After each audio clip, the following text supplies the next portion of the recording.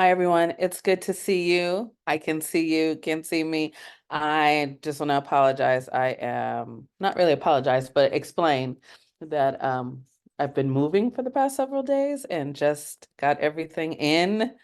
And yeah, so I'm on my hotspot. The Wi-Fi doesn't come for a day or two. So anyway, um, but good to see everyone. I hope everyone is well. And of course, my name is Anika Tanay. I am the Director of Grants, Awards, and Programs at West Staff.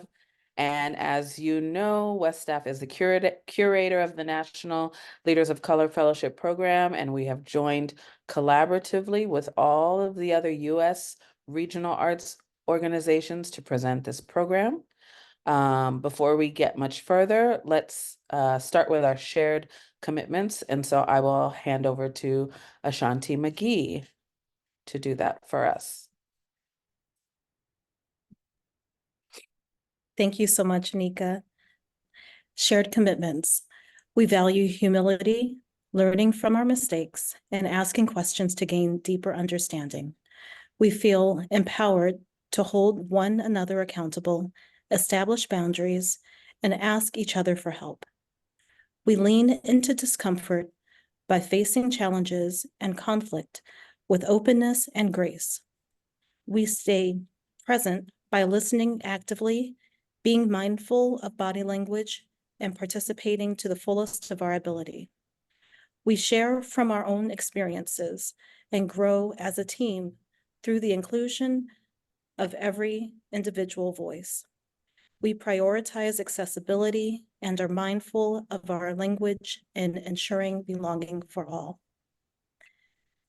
And next, I'm going to hand it over to Marcelina Ramirez to share our Zoom norms and session outline.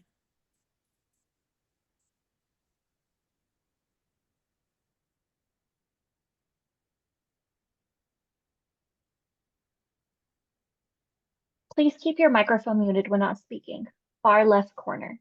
Please rename yourself to your first and last name and your state/jurisdiction acronym. Click on Participants, hover over your name, and click the More button to change. To ask questions or make comments, please use the raise hand function or write your questions in the chat at any time. Click on Reactions in the middle of your screen and choose Raised Hand, or click on Chat in the middle of your screen to write your question or comment. Live transcripts, closed captions are turned on. You can view or hide them, change the size, as well as other functions by using the up arrow on live transcript, which is either in the middle of your screen or behind the More button with the 3 dots on the right side of your screen. And we are going to go into a regional check-in today, so it's very important that you go ahead and change to your state or jurisdiction and want to remember where everyone is at. But that probably isn't going to happen, so please, please, please change to your state or jurisdiction. And then I will take us into the session outline.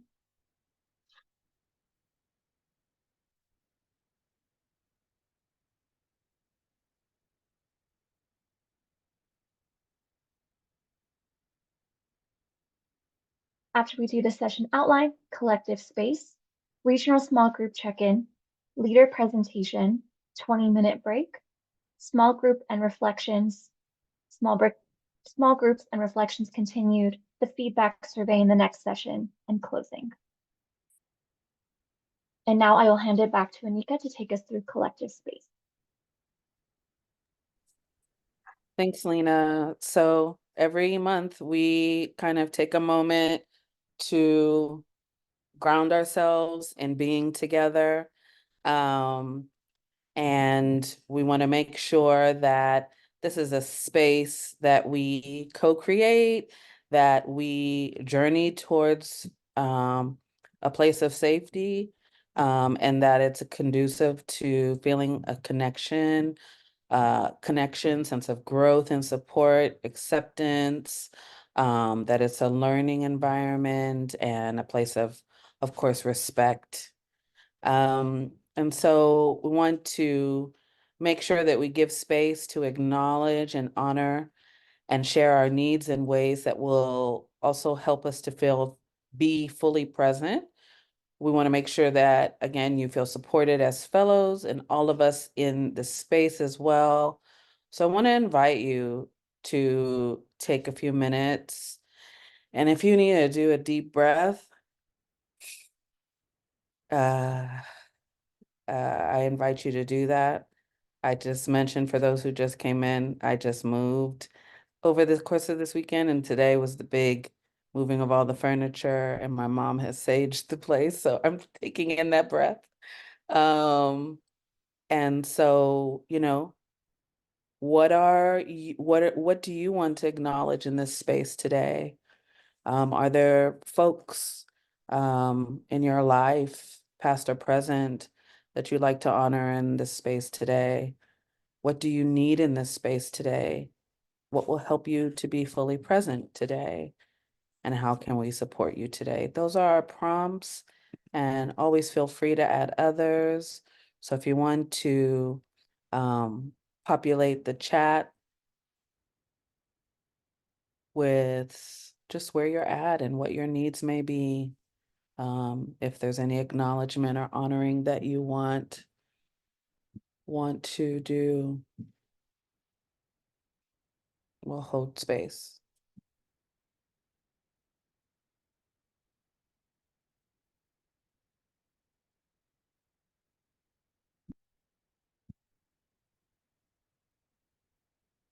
I think we're honoring and acknowledging, let's say, acknowledging Otter AI and all that the AI brings to us. I see Miss Margie is grateful for Dr. Colette, who's here with us, and I look forward to hearing more from her.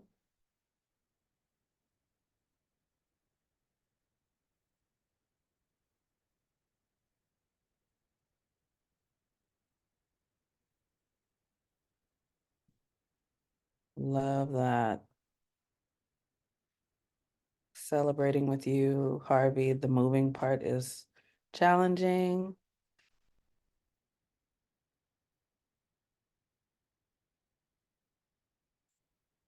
Yes, summer weather. It is 90 here in Arlington, Virginia area.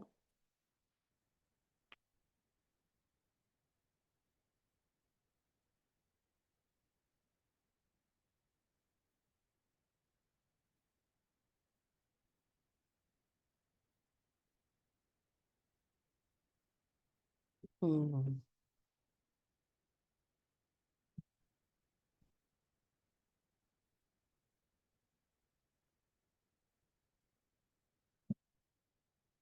Thank you, Salvador.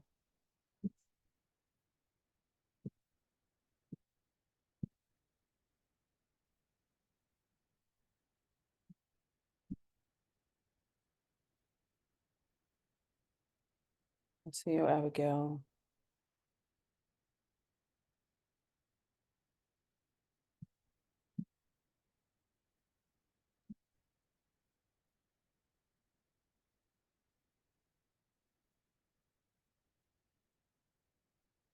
Thank you, Sandy.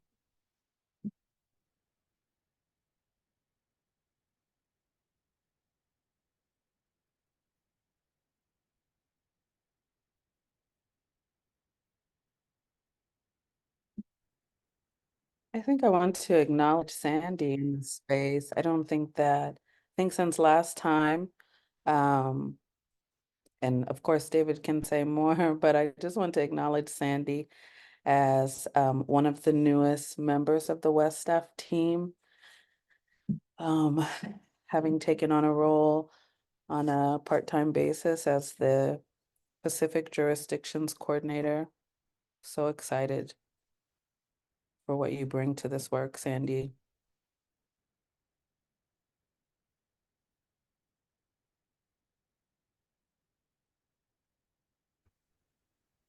Love that this place has started to feel like home.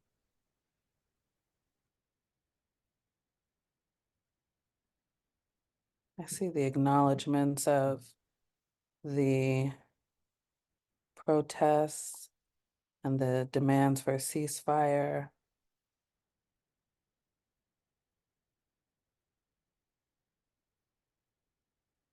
Joy is embracing mental health and well-being.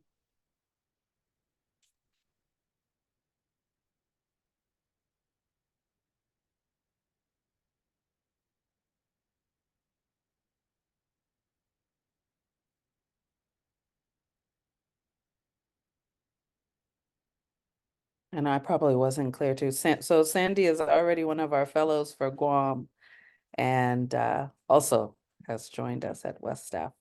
So, yay.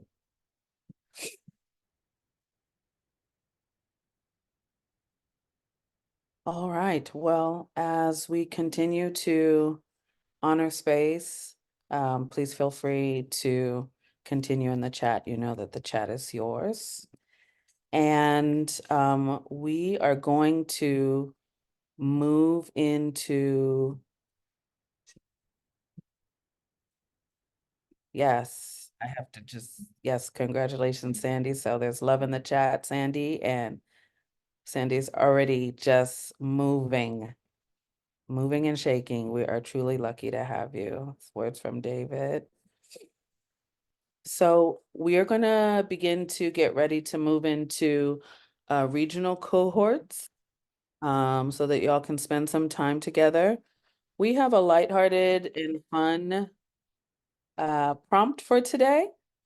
And obviously, you know, a prompt is just that. It's just a well, let me say a prompt is often a conversation starter.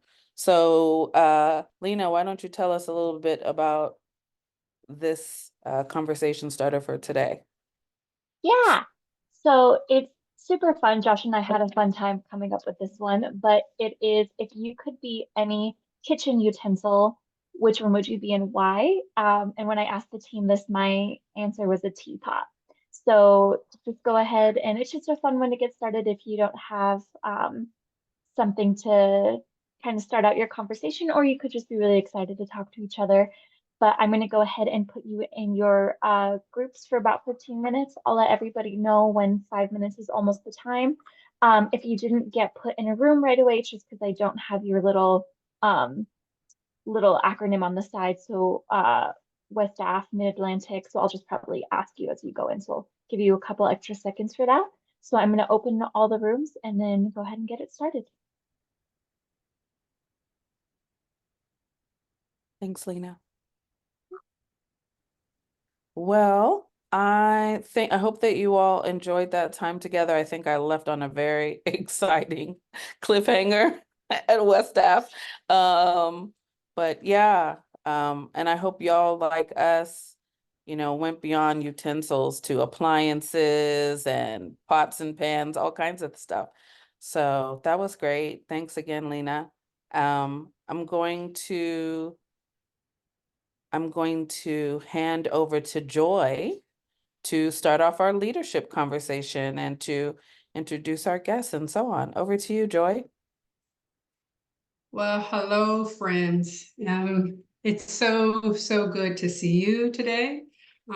Last week we had a moment to just reflect on the session, have conversation, talk about the pre-work. Ultimately, this session is a conversation, a discussion, an opportunity to test some of the assumptions you might have. But ultimately, we really want you to walk away from this session thinking about your own leadership practice. Want to say thank you so much to Miss Margie, and much gratitude to our guest, Colette Pierce-Burnett, who will be presenting really as a living case study. We have time to really talk about your real life situations during this session and your perspectives. You know, this session is a tip of the iceberg conversation about leadership. The truth is there's so many definitions and theories about leadership. There's really just not one size that fits all. But let's move to the next slide if we can. what we really want you to get out of this is just to think about the different leadership models and frameworks that are out there. Really want to help you think about those innate strengths in your own creativity. We want you to really lean into the work that it takes to be an influential leader of people. And the other piece of this time together is really to begin supporting your ability to recognize and manage the dynamics or the variables that affect leadership effectiveness within your leader practices. Miss Margie, at the end of this 15-minute time together, will do a broader introduction of our speaker. And so let's just kind of dive in, but we're not shifting the slide quite yet. As many of you know, my academic focus is on leadership. And that focus was guided by a deep curiosity about, well, what constitutes leadership and what is this thing? At its core, leadership is a practice, and it's a practice that involves influencing people. You know, all too often we conflate the position of leader and leadership with activities related to administration. You know, we're managing budgets, we're directing a program. I like to think of it this way: leaders lead people, direct activities, and manage things. So let's go ahead and take the slide down, and we'll get to that slide when I ask for the next slide. Please use the chat. Nope, not quite yet. We're not ready for that. We can just take the slides down altogether. Use the chat to type in your own thoughts about leadership. Certainly you had pre-work, any reflections on doing the we'll get to those as we move through our time together. So anyone can be a leader, for good or for evil, for bad. We have so many examples of leaders influencing people to do good and for bad. When we think about organizational leadership as a position or a role, it's really about ultimate accountability, that someone is in charge and someone is accountable for success or for failure. Now, I'm not talking about punitive punishment here. I'm really talking about taking the opportunity to learn when things go wrong. That because inevitably things are going to go wrong. We as leaders, we're human. At the end of the day, we're just people wanting to do a good job and do work for the thing that we are passionate about. In this case, it's passionate about the arts or artistic practice.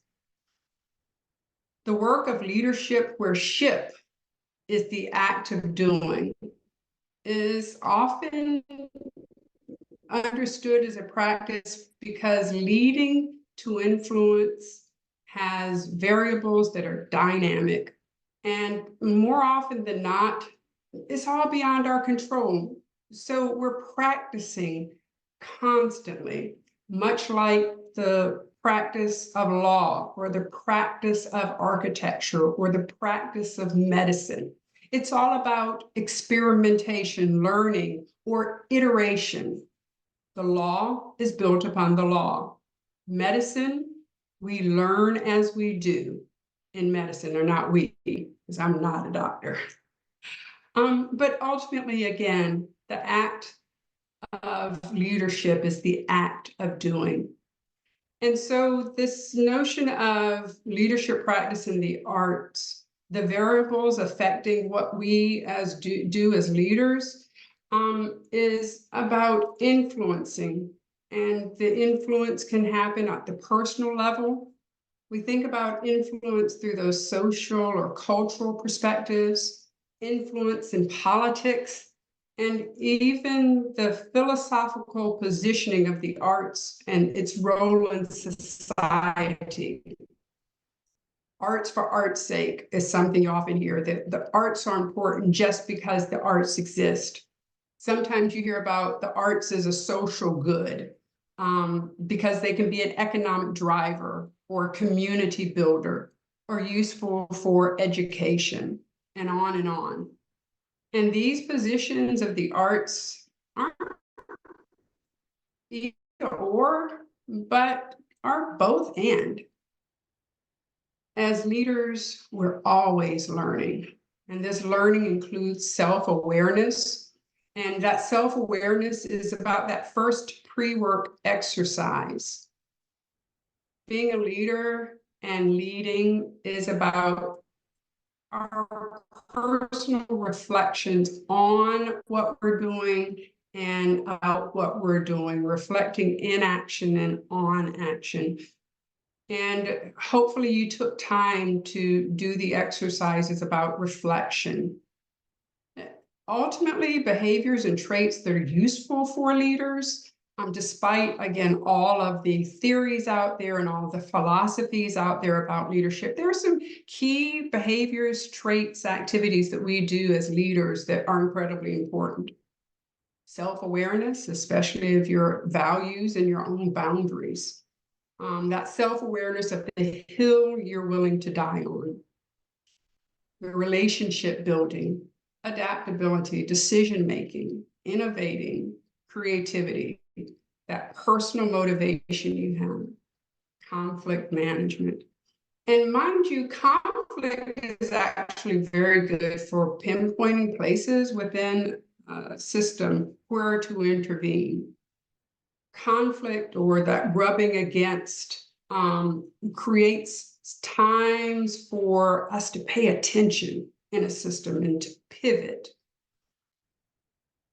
Other behavior traits and activities we need to really be able to do well to influence: communication and negotiation skills, strategic thinking, problem framing for solutions.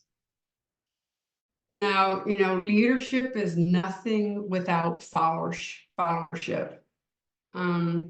If you watched the video called The First Follower, you'll remember that the first person to stand up and act, they were called the lone nut, because if they were just standing up there doing the wild things and didn't have others joining in, they were standing out. The leader stands out and becomes that lone nut.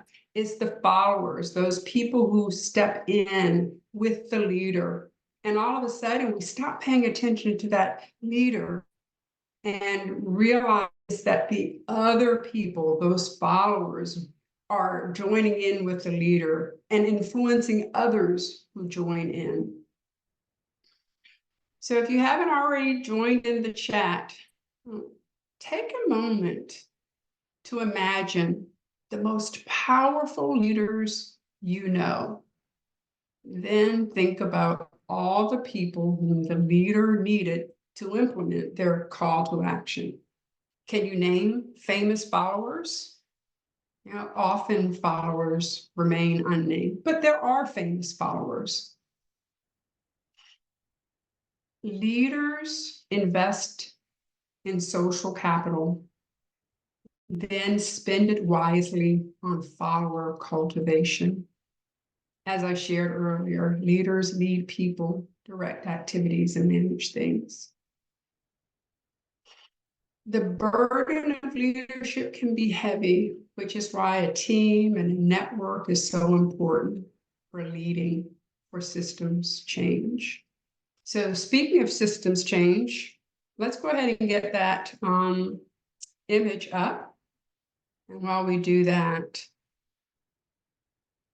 I see that my video was not working well. So my apologies. Thank you so much for those who put in the chat about that video. So the image, so this image should look familiar. It was really important to layer, if you will, the conversation from our last time together about strategic foresight.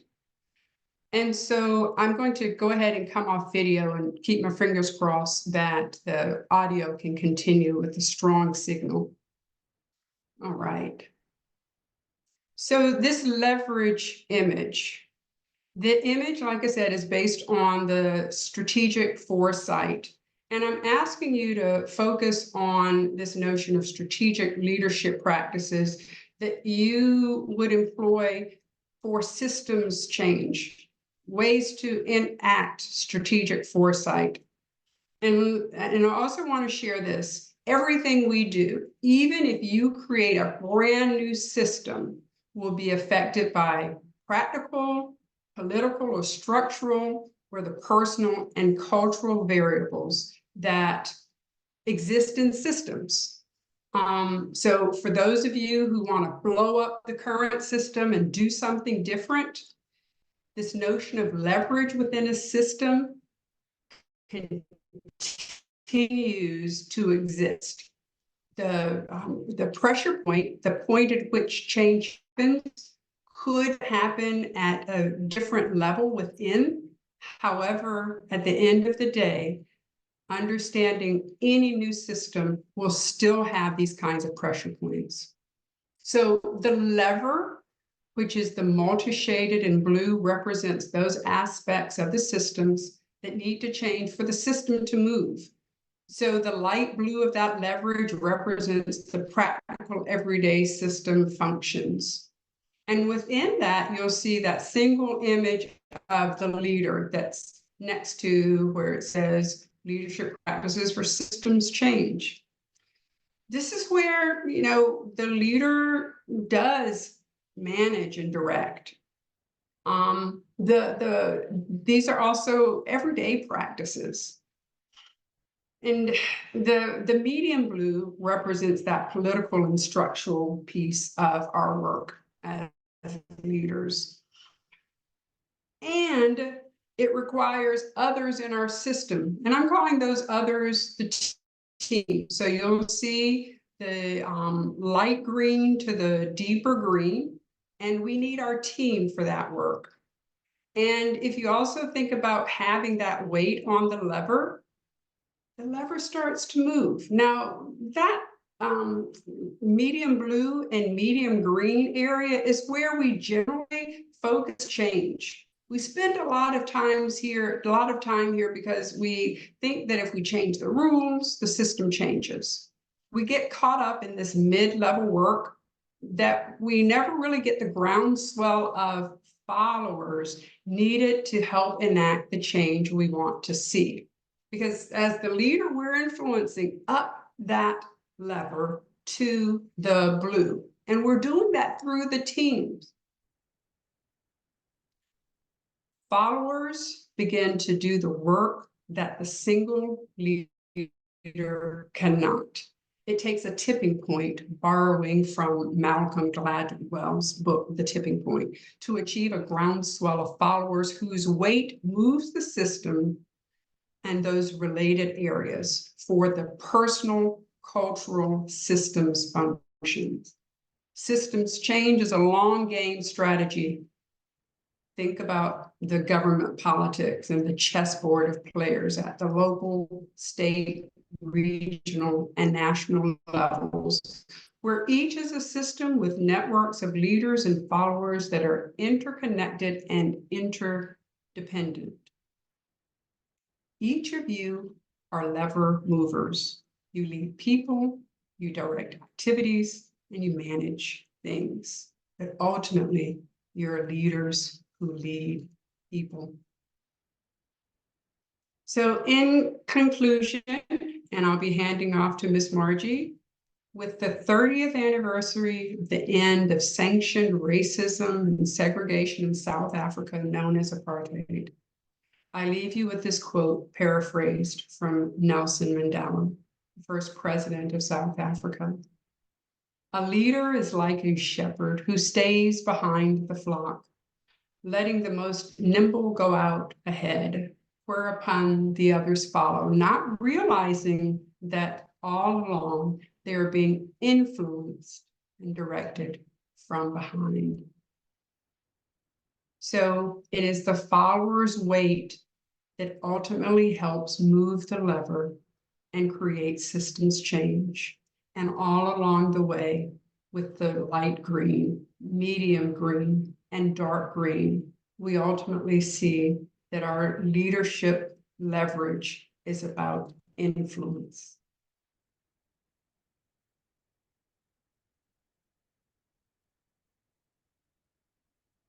Love that.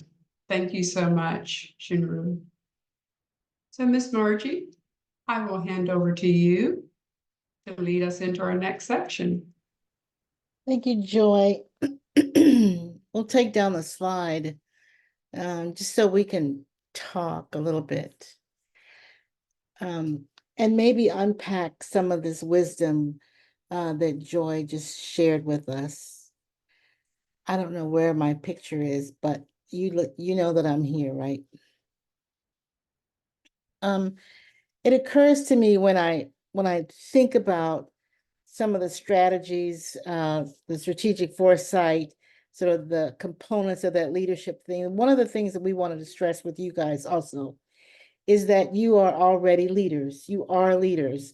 And I need you to write that down and absorb that and make sure that you understand that your unique style is what has gotten you to this place. So the practices that you now are developing, you're going to take with you and continue to refine. And there are just a couple of things I want to say to you as you go forward. One of them is simply that leadership is a commitment. It helps you, I hope, think about the people that you are representing, the organization whose mission you have agreed to push forward. But also it's a commitment to yourself to continue to grow, to continue to think about those wise cultural competencies that you bring with you, those intrinsic values that you bring with you. So a couple of things from Miss Margie, as you all would say. A couple of acronyms I want you to remember. The first one is NST. Never stop thinking. You find yourself in leadership positions or in a position to have to make a decision, and you want to resist the temptation of saying, you may feel overwhelmed, but you never want to say, I'm so overwhelmed, I can't make a decision. You know, that's just not good practice, guys. Stop. I want you to continue to think through, process, evaluate, talk to folks in your network that are whose wisdom you appreciate. The second acronym I want you to keep in mind is TWFS. How to avoid TWFS. That's white folks shit. How do you recognize the setup when you're in a system where you know that your voice is in the quote minority, and there's this entanglement that just keeps getting more and more gnarly? The hairball just seems to absorb you. Recognize that some of those systems are created to keep you marginalized, to keep you outside of the process. Meetings happen before the meetings, and you're the leader. You're on the leadership team, and you're outside. That's the way some systems operate. And when you allow yourself to get caught up into those hairballs, you're putting yourself in a much weaker position. So understand, when cultural readiness, your cultural readiness has been diminished. Don't have an acronym for this one, but I want to remind you to always mind your business, not your feelings, not how you feel like you've been set up, but what is the action that you're in charge of fulfilling? What is the deliverable that you're in charge of delivering? Mind your business. Stay focused on the key issues. And then I always like to remind you guys to bring yourselves with you. Bring your cultural literacies, bring the wisdom that you're your mothers, grandmothers, aunts, uncles have already instilled in you. Bring your cultural values to every leadership position, because at the end of the day, you're going to want to make sure that you're following your own voice, that who you are is just as important as the responsibility that you have to do. And so decide ahead of time, what's the hill that you're willing to die on? What are the non-negotiables that will not allow you to make selfish or foolish judgmental decisions or emotional decisions? I think this idea that Joy is talking about, the followership principle, we are all followers, aren't we? And if we're listening to our own minds, listening to those strategies that we know are true, listening to our values, our cultural values, you're going to be able to avoid TWFS. And in the process, you will continue to teach your team, to coach your team, and to understand that there are different learning styles. If you have a staff of 3 or a staff of 300, you have 300 different ways that your staff needs to be motivated. And I don't want you to forget that a leader is a teacher, a coach, and a motivator. A leader is also, I wish I could think of different ways to say this so that I would sound more academic, but I just can't. A leader is also a magnet for trouble, a magnet for disaster, a magnet for the blame, a magnet for the weak souls that come to you and say, I don't understand what you just said. How many times have you been in a situation, you've explained things 3 or 4 times, and the person who is the least likely to be the most effective says, I don't understand what you mean. Don't get frustrated with those people, because that's also a tactic that's intended to weaken your position, when in fact, you know who the weaker of the two might be. But just re-explain it, and if they don't get it, write it down and ask them to say it back to you. But you are good enough where you are right now. You are in the appropriate positions in your organizations. And as you take on the next level of leadership responsibility, you will have grown and continue to elevate and continue to identify that one hill that you're willing to die on. It's probably one that has to do with ethics, right? So I want to stop here and ask for any feedback on what Joy is sharing with you, to share 1 or 2 experiences around the screen where you've been in a situation where you've been gnarled up by the hairball, where you've stopped thinking and gotten to that emotional space, and then that's when you begin to make mistakes, or when you have decided the hill that you're willing to die on. Can we just have a little bit of conversation about that? I should probably, be reading these chat things, but y'all know me. I can't do but one thing at a time. Anybody have a thought to share?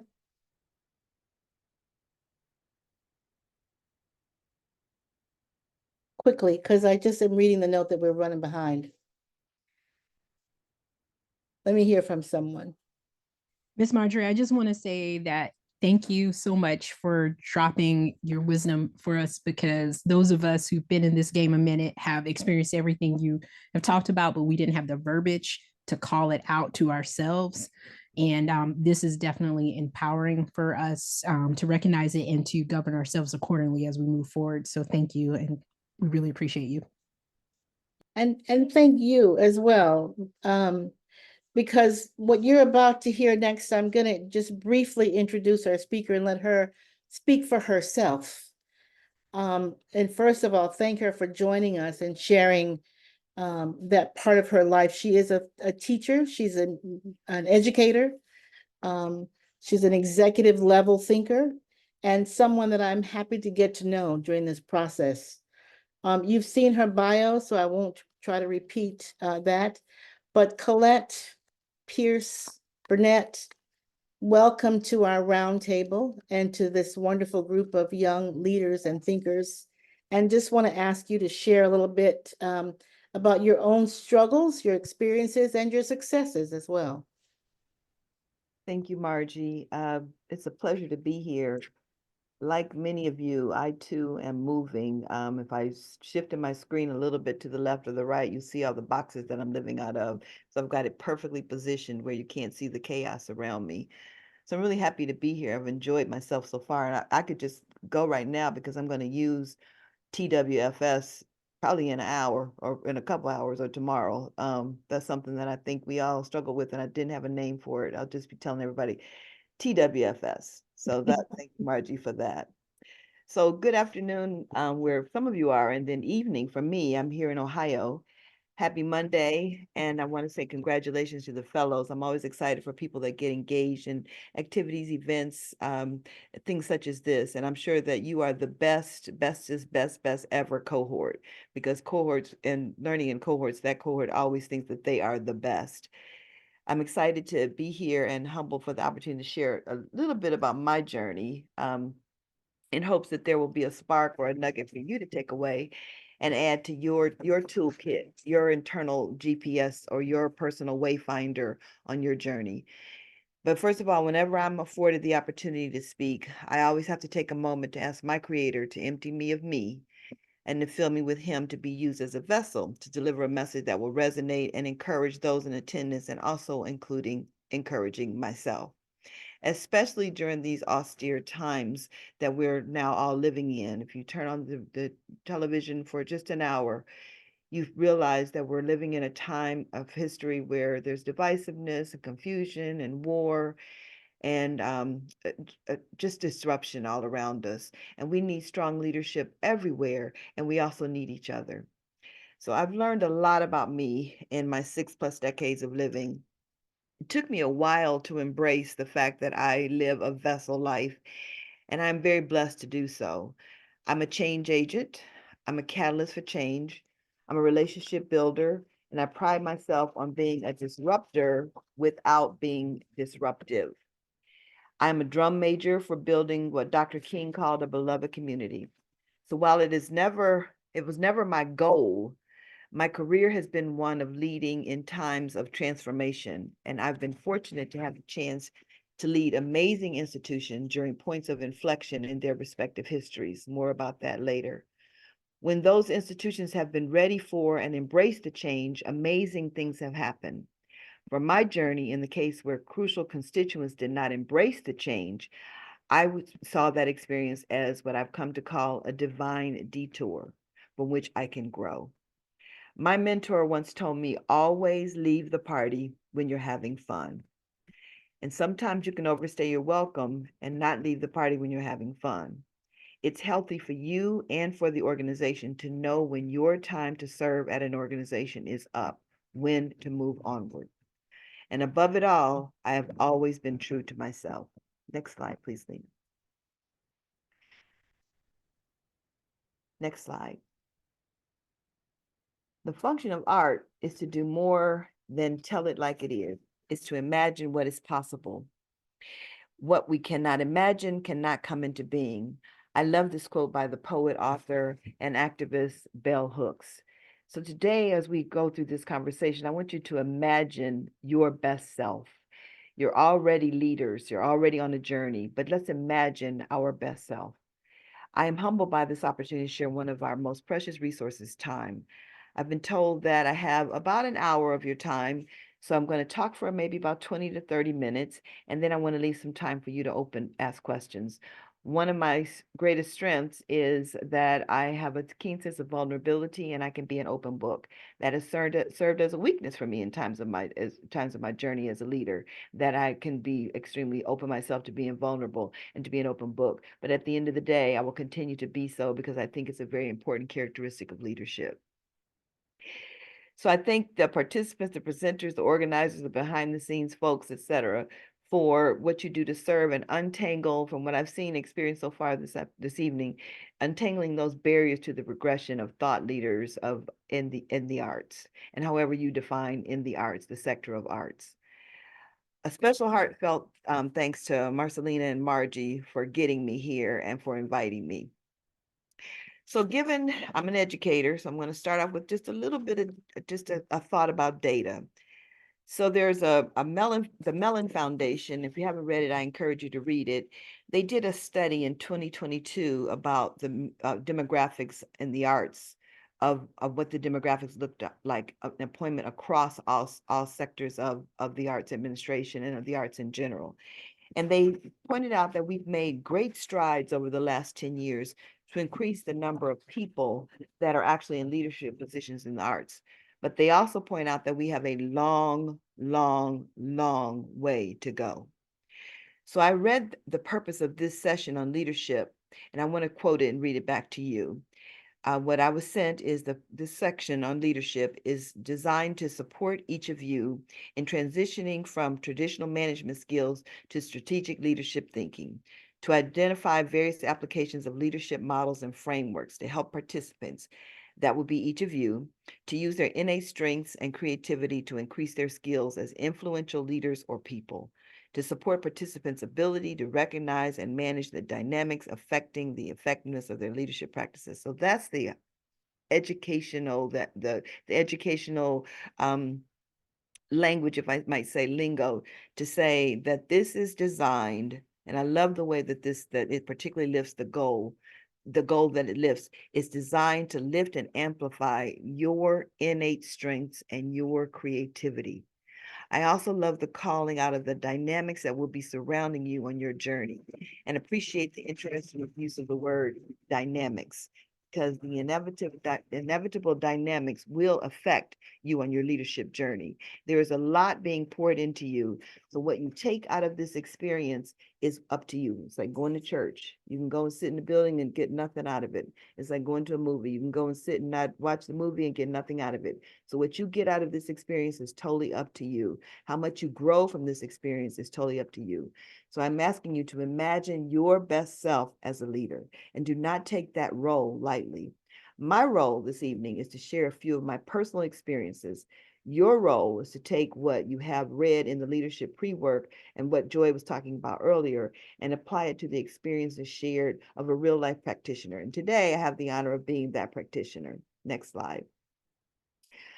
My role is to share my view of the elements of leadership.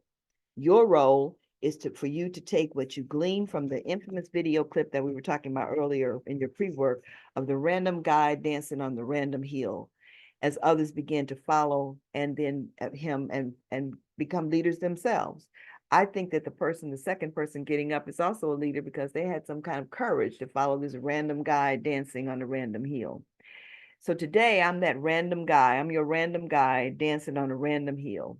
Hopefully my enthusiasm for the importance of a leader's role in enriching lives, especially leaders of color, will be contagious. And this is the case in any sector, albeit our focus this evening is on the arts.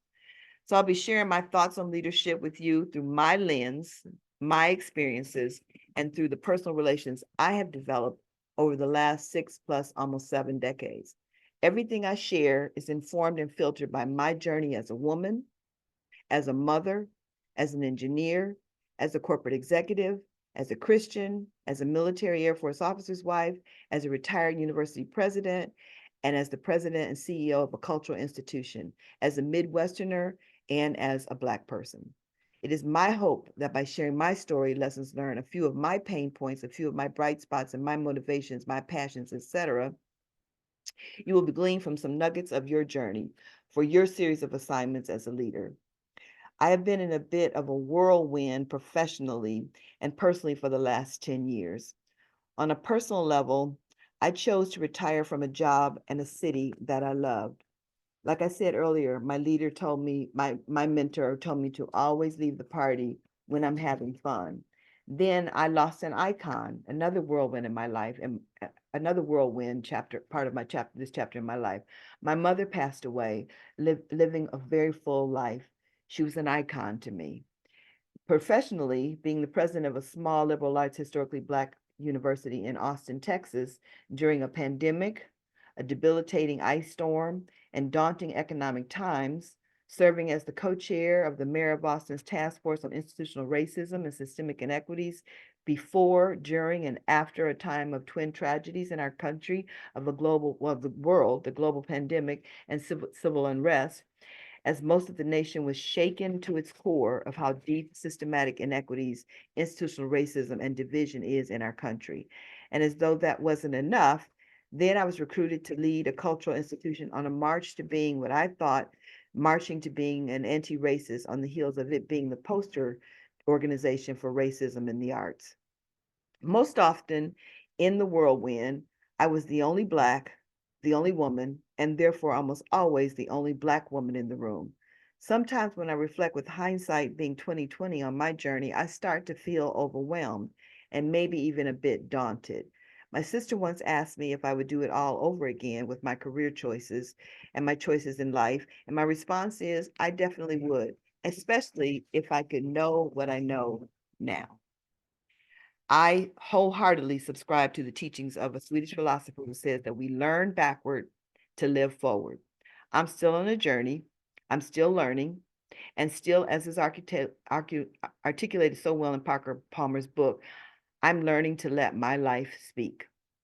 Through it all, I have learned to be unapologetically me, loving and appreciating being a Black woman, grateful for the family that I was born into, with all of its flaws, moles, and warts, loving the skin I'm in, loving the community I was raised in, loving how I learned to always follow my own moral compass, and finally learning how to be still or begrudgingly recognize when I'm being forced to be still so that I can hear. I fully understand the gravity of all positions that I have served in and those yet to come. Yet I'm smart enough to remain humble, knowing that I am the president. I am not the presidency. I am the leader, but I am often not the only one leading. I am the leader, but I'm not the only one or the only thing in the room. Knowing and understanding that and keeping that sense of humility, I have to realize that there was a lot of valuable progress in the world before I was born. I fully understand that, albeit I have an obligation to drive excellence in all things and a responsibility to serve, as Muhammad Ali puts it, serving others is the rent that we pay for living here on earth. I am a small chapter in the history of the organizations and communities I've served in. Two of the institutions I've served in have been older than 150 years. I am a blip in time, but it is my responsibility to be of value during that time, to leave an organization as a leader better than I found it. What that looks like varies from assignment to assignment, and I see our journeys as a series of assignments. So while I love what I do and I'm proud of my work, I am not naive, nor do I wear rose-colored glasses. This is hard and heart work, HEART, but it's rife with bright spots and it's rife with pain points. But overall, I see leading people, leading them to a more enriched life, to be a gift and something that you should not take lightly. Particularly over the last 10 years, as I shared, my life has been what it felt like a constant whirling, a divine detour, a shipwreck, a storm, pruning season, resilience testing, battle tested, springtime with an abundance of new growth, moments when my heart felt that it would burst with love from support from communities and those that I work with and for. Yes, there's fatigue involved, but there is also great reward in this work. I am letting my life speak. So they tell me that you often, when you give a presentation, you're talking to people, you want to put it in buckets so people can follow you. So my first bucket is saying how much I appreciate being here, how much I love what's happening here, and introducing myself, which I'll do a little bit more in a second. And my second bucket is I'll share some personal experiences that defining moments in my own career. And third, I'm going to share a few reflections, a few of my thoughts on leadership. So overall, I hope it will inspire and encourage you to stay the course and to stay in this good fight and excel to success however you define your own success. If that's important to grasp onto, you define your own success. So just finishing out that first bucket, a little perspective on who I am. Where does my innate strength and my creativity come from? I believe we take our whole selves into how we lead. So as I share my story, I'm asking you to please reflect on your own. I have learned that when you share your story, people then tend to focus on their own, can tend to reflect and open their brain up to how you got to where you got to. And I am a strong believer that that leads into who you become. Next slide. So I had a phenomenal childhood, living in a cocoon of an all-Black neighborhood in Cleveland, Ohio, going to an all-Black public school with a village around me that demanded only the best of me. I recently added that I'm a product of a public school in Cleveland, Ohio, because public schools get so much disrespect, and I think that's unfair to who they are. So growing up in the 1960s, my family, my community knew that education was the great equalizer. I'm a child of the civil rights movement.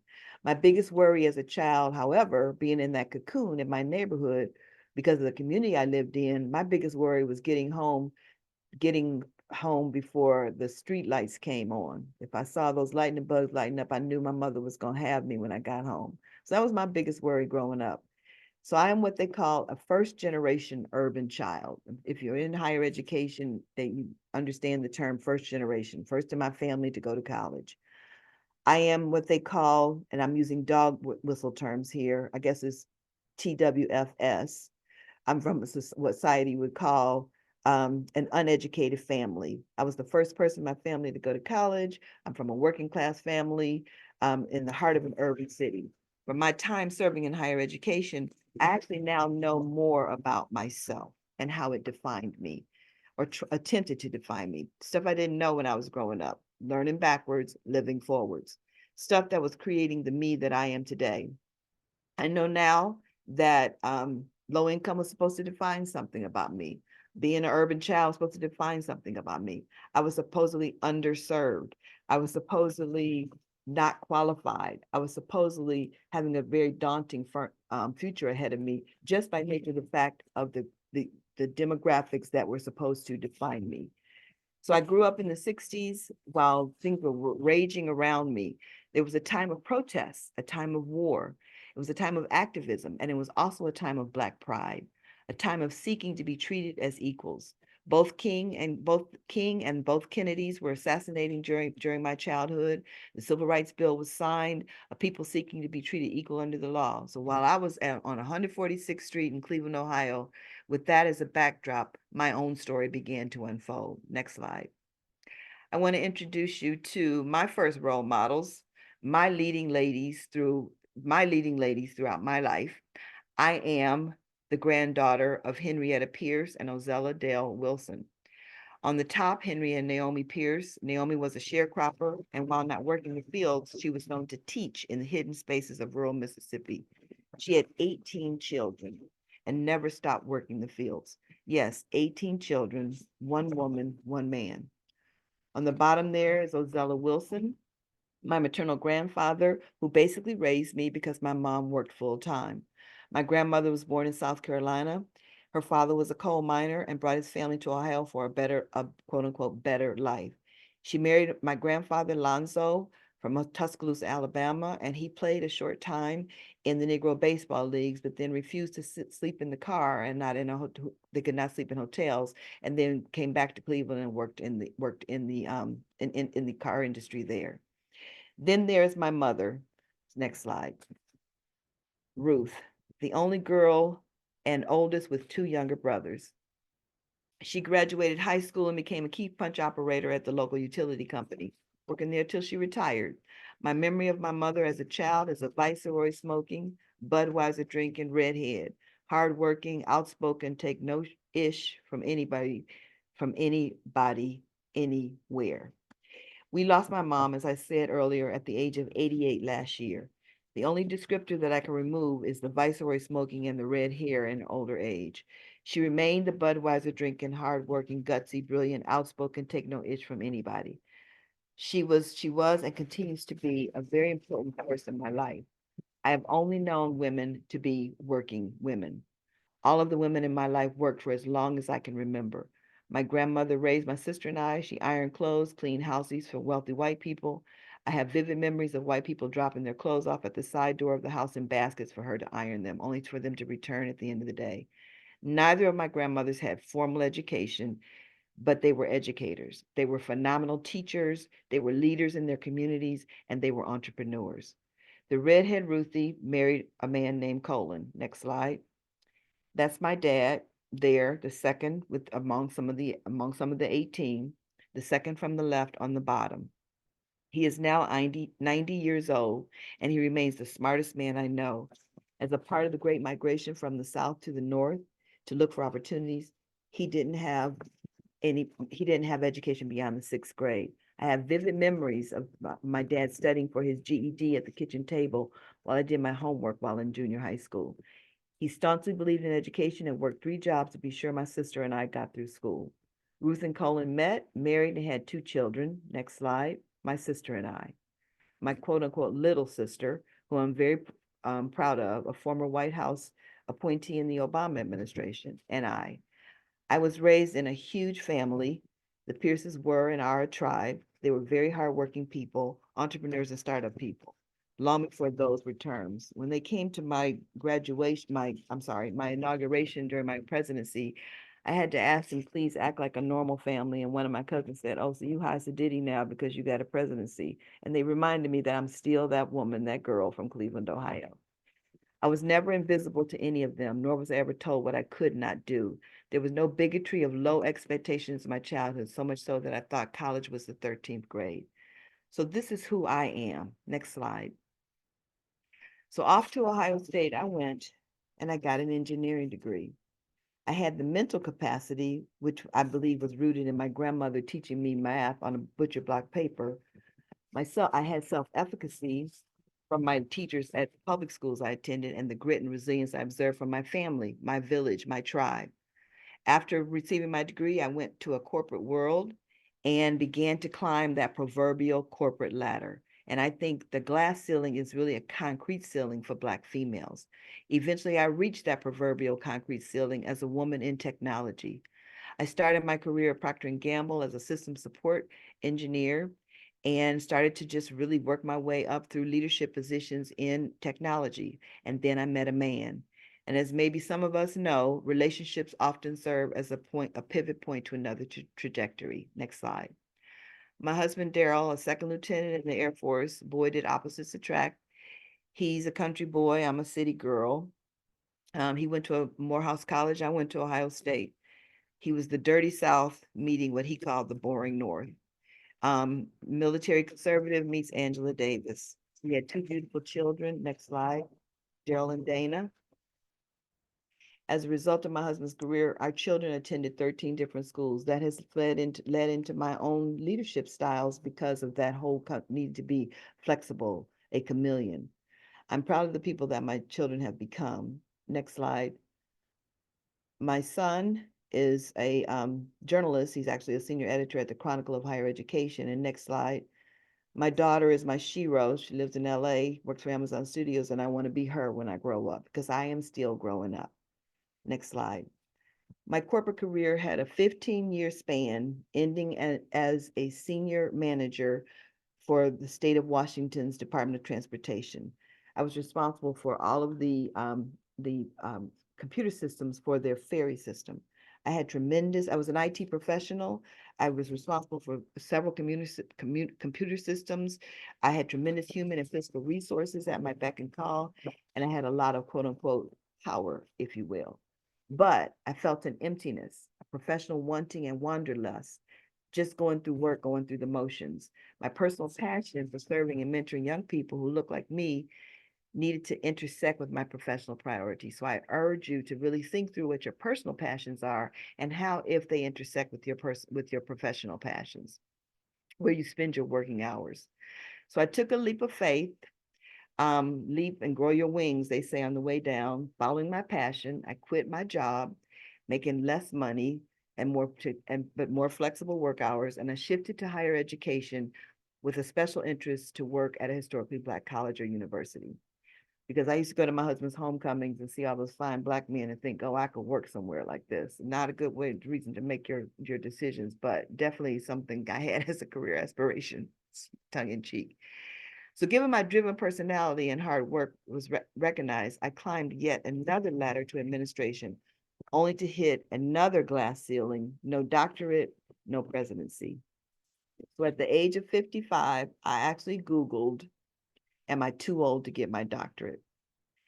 Half of the internet said, you're too old, forget it. The other half of the internet said, yes, follow your dreams. So I progressed on, next slide, and went back to school at the age of 55 to earn my doctorate in pursuit of the presidency. So people often ask me the how of my career progression and journey. So I'll share a few things with you.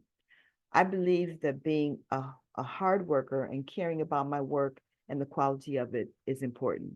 I believe that we always have to strive to do the best and give everything you have to offer. I believe that I recognize that I am far from perfect and I make mistakes and I must learn from those mistakes.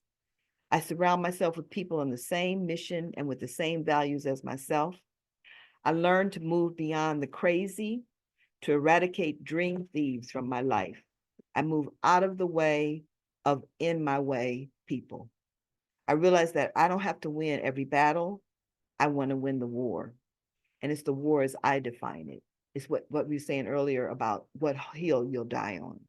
And finally, when I decided to go back to school and take risk in my life, embracing my gifts as a woman and honing them as skills, not as weaknesses, what is now coined as emotional intelligence. I had several moments in my ascent to leading from being exhilarating, rewarding, and exhausting to, is this really happening to me? Did that really happen? Did she say that? Yes, rewarding, humorous, insightful, infuriating, exasperating, fulfilling, daunting, and oftentimes even awesome. But I have had a few eye-popping experiences, and I want to share a couple recent ones. Next slide. During my presidency, my university presidency, I served as the chair of an organization, a group of presidents of universities in Texas. I was one of two Blacks, and the other Black president was of another Black college. That's another conversation, why the two Blacks had to be the two Blacks from the two Black colleges. And one of only two women in a group highly dominated by white men. We were holding our quarterly meeting and we rotated from campus to campus. And this time I've been elected as the new president of this organization of presidents. And we were having our meeting on the campus of a very prominent university in Texas, which will go unnamed. I'd flown into the city from Austin that the university is in because I had to travel to the East Coast right after the meeting. So I had my luggage in tow. So I flew in town. I took an Uber from the airport to the host university's administration building where the president's office was and where our meeting was to be held. I was pleasantly greeted at the ground floor, on the ground floor by the receptionist at the receptionist desk by an elderly Black female who was very polite and courteous and who gave me that knowing nod. I felt this extra very happy to see you vibe from her, that knowing nod and smile people of color often give each other. She escorted me up the elevator to the top floor where we walked into a beautiful and stately hallway. It was almost out of a movie type, stately and beautiful, very Southern, very, I'll say exclusive. We were met there by a middle-aged white female who then gave me a lukewarm reception, which I noted, and led me down the hall to a boardroom where we were going to have our meeting of all Texas University and college presidents in this particular organization, of which I remind you that I am the newly elected president of the presidents. The door to the boardroom was locked, so she said that she needed to go to the other entrance to get in. I instinctively began to follow behind her as just instinctively, and she turned around to me on a dime suddenly and raised her hand just so with a pointed finger. No words, just symbolically saying, no, you wait here. No words, just this pointed finger, a motion. So my Black girl radar detectors went beep, beep, beep, beep, beep. You all have them. You have to learn how to listen to them. So I proceeded to follow her anyway. This time with words, she turned around to me and said, you can't enter into this private entryway. Her demeanor and tone rubbed me the wrong way. And by this time, my Black girl radar detectors were at full throttle. But I brushed it off, hoping not to get caught up into my emotions, hoping that I wasn't being too sensitive, overreacting, and overthinking the moment, because that's what we are often accused of. Think of the emotional energy that you expense all of the time that others do not have to expense just to be. But right at that moment, as she was saying to me, I couldn't follow behind her through this other entrance, the elevator opened, and one of my colleagues, a white male, walked off the elevator that we were now standing slightly in front of.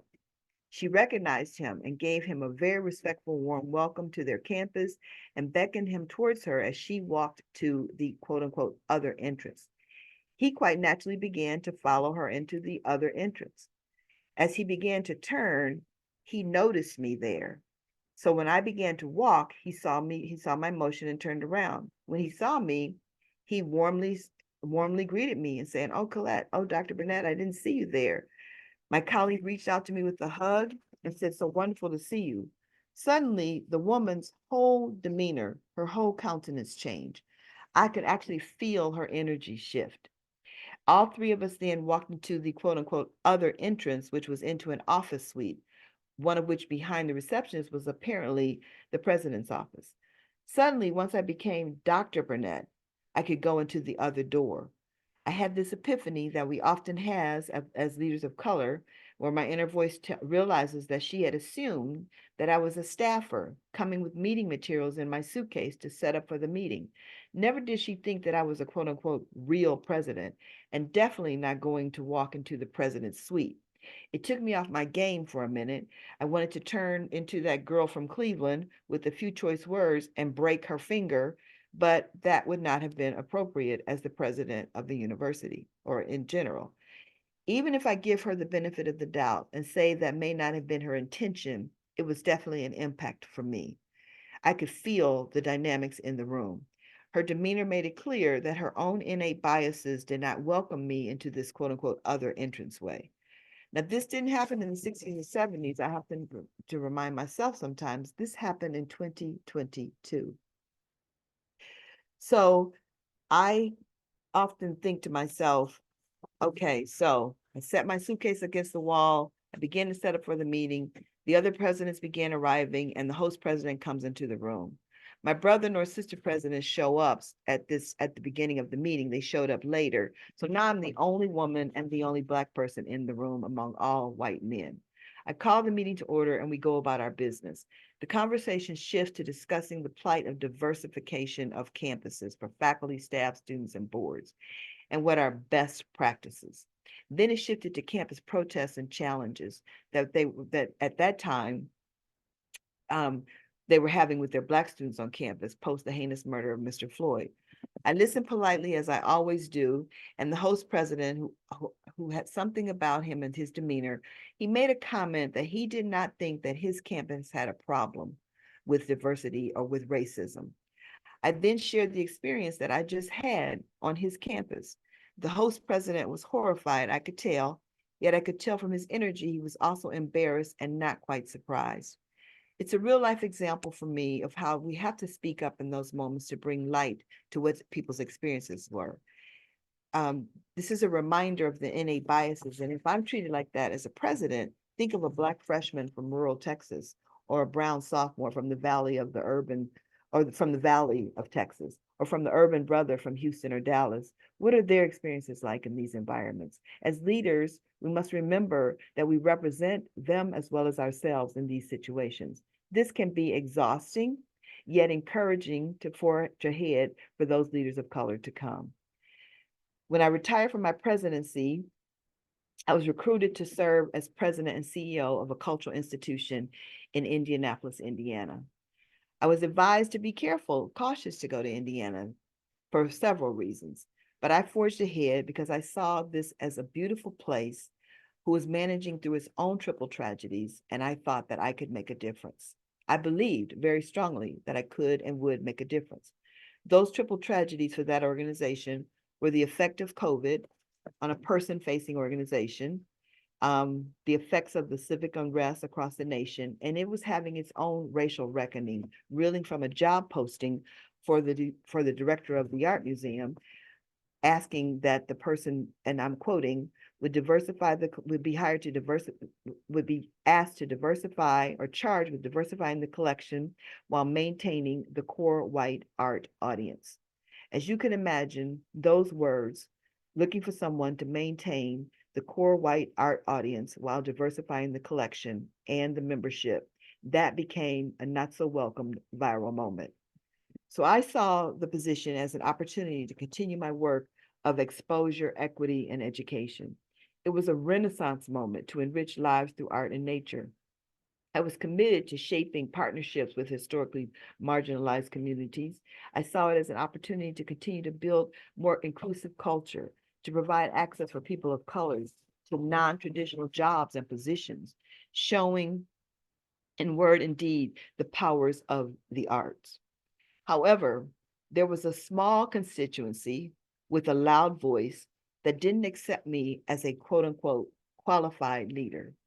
I received hate mail, scowling, knowing looks, and even face-to-face conversations telling me that, and I quote, that I am clearly genetically smart, but then saying to me, no offense, but you just aren't qualified to lead, quote unquote, our institution.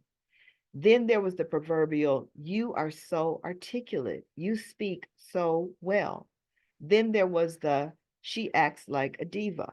Who does she think she is to have her own parking spot at quote unquote our institution? This persisted from this small, and I have to emphasize small, but yet and still loud and quote unquote influential constituency. So despite support and love from many, and despite support and love from the community, never underestimate the few that have a loud and influential voice. Do not insulate yourself. This is a lesson learned from me, thinking that that's going to, I will say, take care of itself, for lack of a better way to say it. So during my tenure, I was asked to give a presentation to an audience of both supporters and detractors. There were more supporters in the room, but once again, small group of detractors with a loud and influential voice. I chose to use the forum to ask them to ponder the question of my qualifications. Those qualifications I detailed out to them, that I'm a retired university president with a successful track record as leading and managing complex organizations. I have an undergraduate engineering degree, a master's in business. I have a doctorate. I've raised 2 successful children.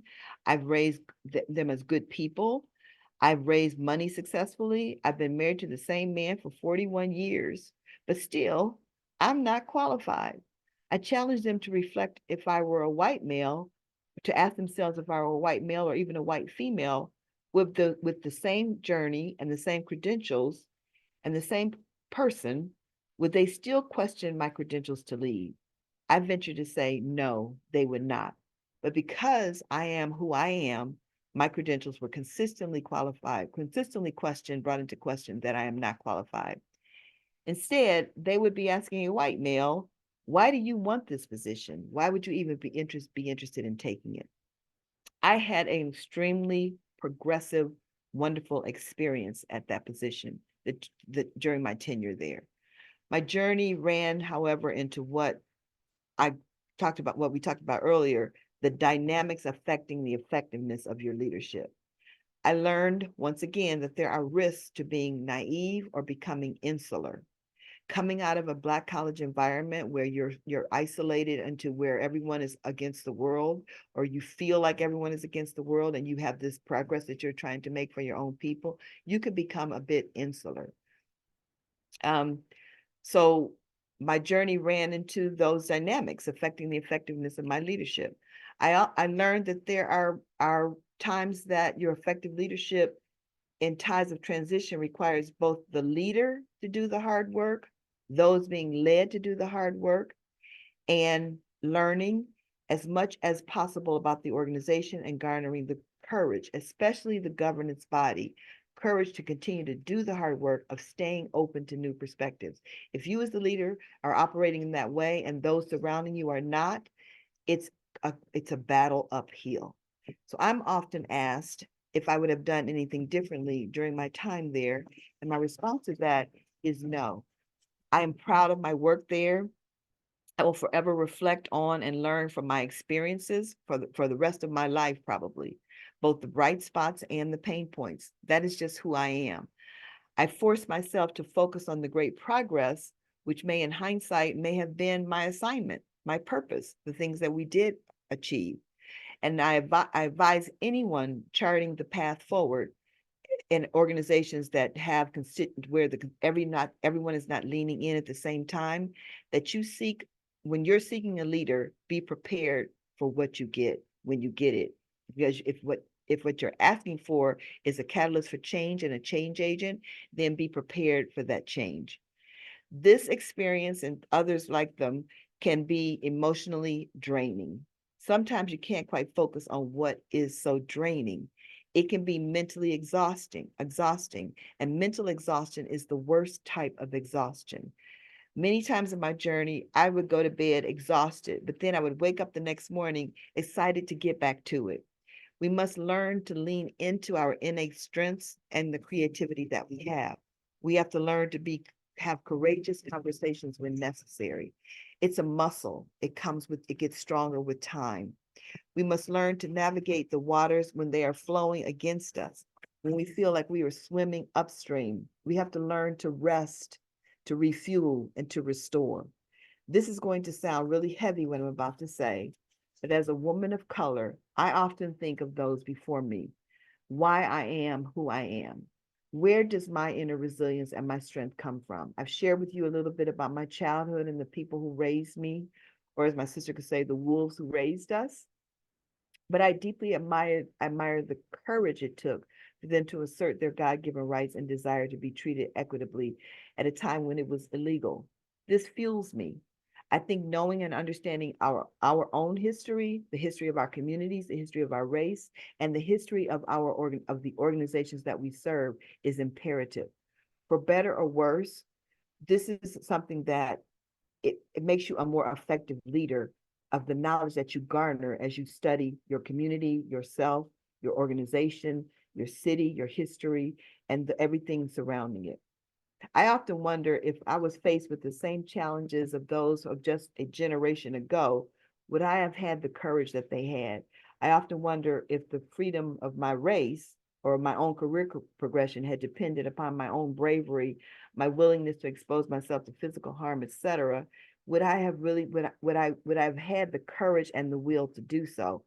I, of course, say to myself, of course I would, but I will never know. Because if it were up to me to refuse to give up my seat on a bus or to demand my place in an organization or to be able to speak up when I feel I'm being disrespected or ignored at the detriment of my own safety or the safety of my family, I don't know if I would be here with you in my capacity this evening. It sounds really heavy, but it's very real. I could barely stomach a perceived discrimination of not being able to get in an office suite. I wanted to just really dismantle people when I dismantle systems and organizations, et cetera, with a force because an organization's perceptions of itself were not aligned with my understanding of what it meant to be an anti-racist organization or to be on a march to an anti-racist organization. So yes, the Mellon Foundation report I talked about earlier about the demographics of those working in the arts and how we've made progress, it's clear evidence that we've seen improvements and advances. As most of you in our space today, our safe space, the Zoom room today, know too well, the fight for equity and the fight for more leaders of color, more thought leaders to get their due and deserved space and rightfully earned space, that fight rages on. The battle looks different than it did 50 years ago, but that good fight continues. So while we see more thought leaders of color, we need more leaders and spaces of conservators, program managers, curators, educators, the list goes on. So we look to people like you to continue to blaze that trail with your brilliance and your creativity and what you garner in spaces like this. Continue to work your miracles, oftentimes with hardly any staff or budget to speak of. Keep that grit, that resilience, and that persistence. Your work is an example of the Mexican proverb that says, they tried to bury us, tried to bury what we do, but they didn't know that we were seeds. And you do it all, we do it all in the face of overwhelming challenges, tight budgets. Leaders are confronted with impossible senior leadership. Leaders always have a leader.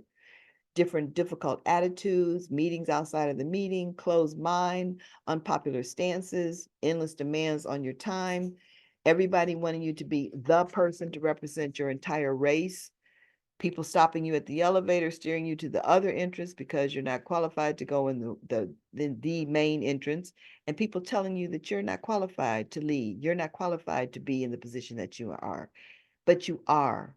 Stick with the mission, stay focused, and let your life speak. So my third bucket is a few thoughts on leadership. Next slide. From my own life experiences, through my own lenses, as I shared before. Next slide. I encourage you to look for an organization that has core values that are in alignment with your own. Core values are the basis upon which organizations operate. And if the core values of an organization do not align with your own, then there's some self-reflection that you need to do, because you spend a lot of time working at work. And this back to that, what I said earlier, that hard heart work. Remember that your words have power. Your own words as a leader have power, and never abuse that power. People are listening to you. You are listening to you. Life is not a dress rehearsal. We learn backwards to live forwards. Pay attention to what's happening in your life. People come into your life for a reason, a season, and a lifetime. Don't make the lifetime people reason. Don't treat the lifetime people like reason people. Don't treat the reason people like lifetime people. Leave the party while you are having fun. Sometimes you lead from the front, sometimes you lead from the middle, and sometimes you lead from behind. Managers are people who do things right, and leaders are people who do the right thing. Next slide. You cannot build an excellent organization with mediocre people. It's impossible.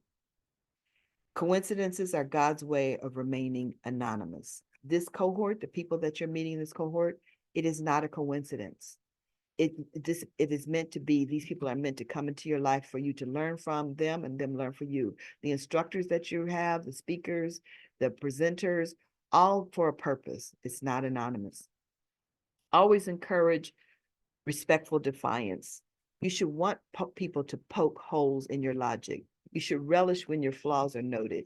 You should feel emboldened when proven wrong. No one sees their own weaknesses up front. It takes time to realize that. Your weaknesses reveal themselves only when an adversary sometimes points them out to you and forces you to take note of them. Surround yourself with people smarter than you are in their content area. If you are doing their job, why do you need them? Read and understand your emotions and recognize the impact of them on yourself and on others. There is intent, and then, like I said earlier, there is impact. Great leaders know that their impact on others matters, regardless of intent. Great leaders pay close attention to their impact, regularly seeking feedback from those that they lead so that they may recover gracefully when their impact and intent are not in sync. Know your weaknesses and your strengths and your vulnerabilities. It's okay to be human. Surround yourself with people who have strengths where you are weak. Surround yourself with people who are great at what you are not. Think and act with optimism. Always see the quote unquote upside. There are two kinds of attitudes in the world: those who think and act through the lens of abundance, and those who think and act through a lens of scarcity. Great leaders go for solutions, new ideas, silver linings, even in the worst of time. Never let a crisis go to waste. You're a leader, as a leader, you may change your course, but never give up. Thoughtfully navigate the people who you're leading to a better place, often to places that their subordinates didn't even know or believe possible. Think and act with optimism. Next slide. Then when you get home, you can have a meltdown with the people who you care and trust. I see I have a typo there. Ignore the Y. I'm human. Ignore the Y there. Tell the truth even when the sky is falling. The best leaders always tell the truth. and then shine a light on a path to get everyone to a better place. These are the leaders whose employees will say, I would follow my leader anywhere. Never discount others' emotions or their perspectives. I've learned that the path to success is never paved with only logical decisions. You are always the leader. You are always on. Know when a relationship or a partnership is over and let it go. Know when your assignment is over and let it go. Deal with and resolve conflict. Never let a cancer grow. Crises don't make you a leader. They reveal what kind of leader you are. And always remember that the tall trees get the wind. Someone shared that to me once upon a time, and that is just so real. The taller your tree gets, the more the windier it gets. Those that are huddled down in the depth of the forest hardly feel the rain or the wind. Remember that everyone has a story, to include you. We're all afraid of something. We all regret something. We've all been hurt before, and we all love something. What is easy teaches us nothing new. So if your job is easy, then there's very little that you're learning as a leader. And you can't lead those you don't love and respect. So trust is important the higher you go in the leadership chain. But I believe that trust must be earned the taller your tree gets. A member of my personal cabinet, and I'll talk about personal cabinet in a second, once told me to only trust those that you love and those that you pay.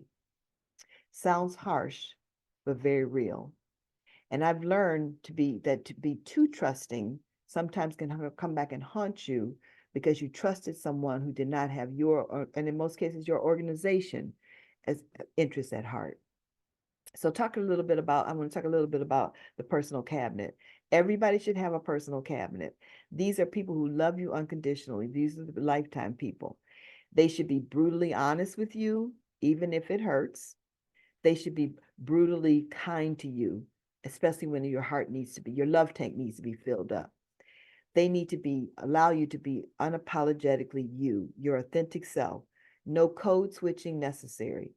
They love to do the things that you love to do with you when you need them to do those things with you.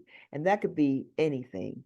They make you belly laugh, bringing you joy, that kind of ugly face cry moments. The people who make you laugh until you cry and then understand what and are with you while you're crying until you laugh. They know where you want to go, who you want to be when you grow up, and they support you unconditionally in that. They encourage you to be well-read and well-traveled. A good leader has been all around the world, as they define the necessity of it, so that you can see that there's a big world out there, and it can stretch you and help you to be a better leader of those from different thoughts and different walks of life. And then on that personal cabinet, for me, always have a spiritual mentor, someone who can help ground you. So as I close my time talking to you, and I want you to talk back with me, I can think of no better message than to encourage you to maintain your enthusiasm about what you love, where your passions are, who you are, where you've come from, that you continue to serve and to lead, that you follow your own moral compass. In the good times and the not so good times, stay true to your authentic self. Continue to be a positive force wherever you serve. And whatever community you are in, be engaged in that community. Understand the community. Understand the people that you serve. Understand the mission, the vision, and the core values. And when you encounter obstacles, because I guarantee that you will, and many of you probably may already have, and when you're struggling and you start thinking about giving up, maybe I don't want to go this leadership route, I want you to remember that your life is speaking. You may not always get to see the fruit from the trees, from the seeds that you planted, but your life is speaking. So that really is okay. Be focused, determined, empowered, and remember, life keeps lifing, but all in all, life really is good. As long as you're authentic, you're being your authentic wonderful, gifted, beautiful you. And know that people like me, particularly in this position where I am in my own life, I'm rooting for you every step of the way. So you have to keep going onward. Next slide, please. So I love this image. I found it somewhere when I was surfing for something. And the reason is because I feel like they're just free-spirited, dancing, like nobody's watching, letting their life speak and speak and speak. And thank you very much. Thank you, Marcelina, for being my driver during this time.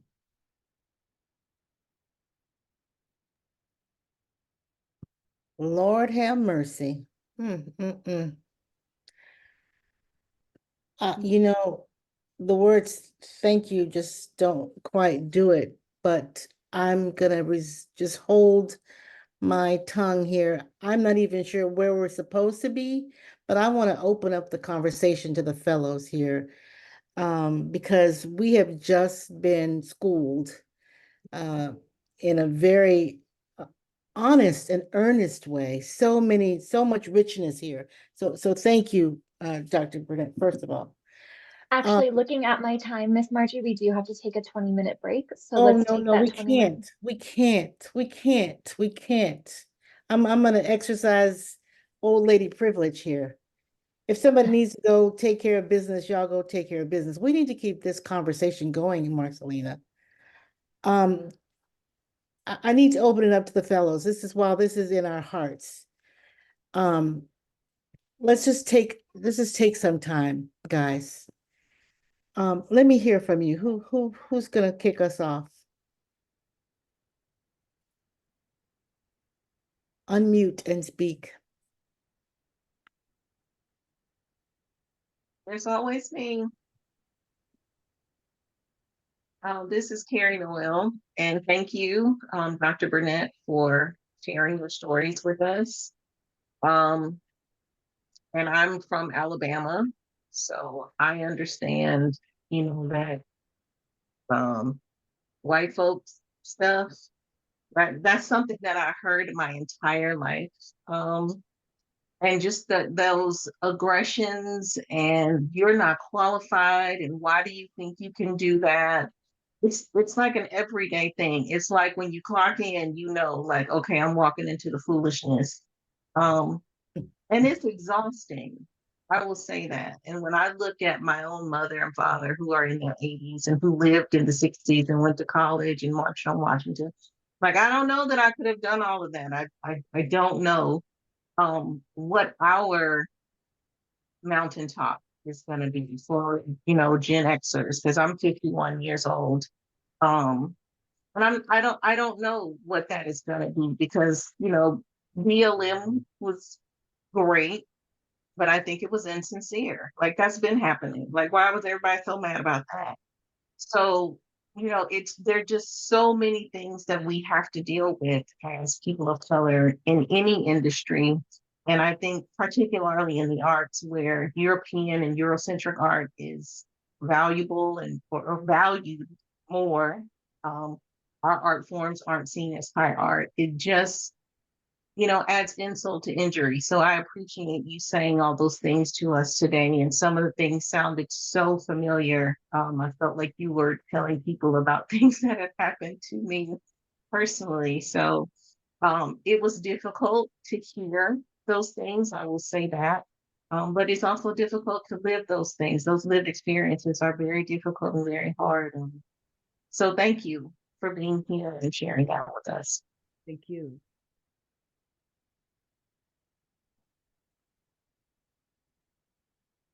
I'll jump in really quickly. Patrick, from Florida. I also went to Morehouse too, so it was nice to hear that. One of our other fellows is actually went to Morehouse with me too. Hey, Deb. Um, I I appreciated just that reference to being in an insular community, having gone to a historical Black college, and even your metaphor of learning backwards to move forward. I find myself even in this experience really going back and thinking about like what that story is and where does my innate strength come from, and really going back to the beginning and finding the things that I've been looking for have always been there. So I appreciate that reminder, and it's especially in my situation now, it really is forcing me to go back and unlearn some things, or relearn some things, I guess. So I just want to affirm that and thank you for that. Thank you. I'll jump in real Hey, quick. Oh, please, Pamela, go ahead. oh, hey, real quick. Hey, Colette. This is Pamela Hart, and I had the pleasure of meeting Colette in Austin. And I really have enjoyed learning all about your diverse background and your trials and your tribulations.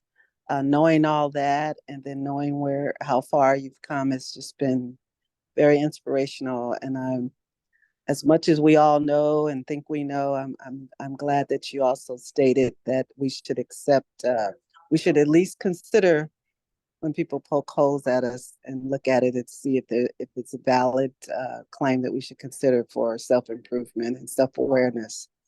And so thank you for being here and sharing with us today.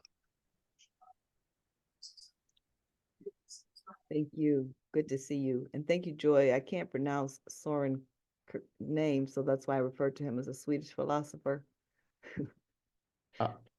I'll pop in and just say, thank you for the validation of vulnerability. I think sometimes as leaders, we think we have to be this person that is not vulnerable to our mistakes or to what we don't know, what we don't, what need help with. And that's one of the things I've been kind of struggling with in my leadership is being more vulnerable.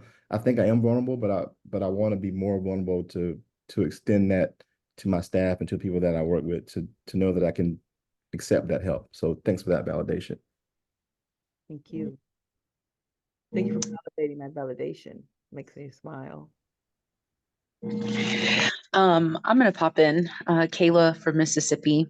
I think growing up in my personal household I had a Hispanic father and a white mother.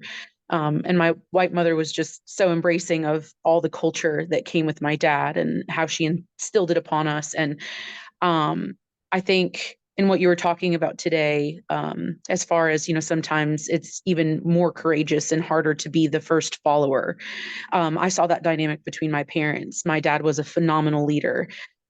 Because of the time frame, of course, and especially here in Mississippi, and even my mom being from Iowa, there was a discrepancy in other people who saw his leadership before they saw who he was culturally. And so I think that was one of the greatest lessons I learned, is that it doesn't matter where the leadership is coming, but more of, are you going to be the one that encourages their leadership because you see the just, you see the right, and you see what they need in order to take that next step too. And so I want to say that particularly hit for me today, just because I feel like I've experienced it firsthand. And I think that that's really wonderful. And I think it validates the followers in a very unique way, and empowers us to know that where we put our trust, where we put our eyes, and where we put our focus is really essentially a vote. And that matters. Thank you for that. Well said. Thank you, Dr. Burnett. I just want to say I'm so grateful for you that you found it not robbery to share your story tonight, and to share all your wisdom and insight and your erudite knowledge. A lot of us are very familiar with some of what you described, and what I have noticed that happens is that a lot of us internalize those experiences because we think it is personally towards us, because one of the tools of the oppressive nature of genocide and not of colonialism and all the stuff we're battling with is that always feeling that you are not quite enough and not quite right or whatever. And so a lot, and I really am grateful that you gave very codified action steps in terms of, for example, when you said having a personal cabinet And so that those energies that are sent your way, that are, as the wise Miss Margie said, that white people shit stuff is not, that white people stuff, sorry, is not is not that is not about you. That is about them and how they are responding and whatever they are dealing with. And yeah, I just really appreciated that. I took pages and pages of notes, and I really just it was really helpful for me to process a lot of things that I've been through on this journey in arts administration, and a lot of things that I want to do going forward. And I don't think I'm the only one with that. So again, thank you so much. Thank you.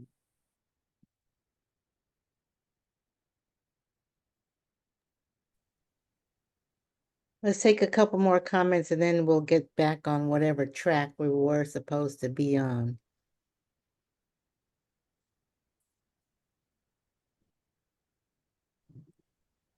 Miss Margie, I just wanted to say thank you for not sending us on break and giving us a moment to share our thoughts, because Colette's message was really powerful. And my biggest takeaway that I'm going to take from this tonight is that what I'm going through, my life speaks life. That was really powerful. And everything that each of us is going through it's telling a story for those of us around us and behind us. So thank you. Thank you, Deborah.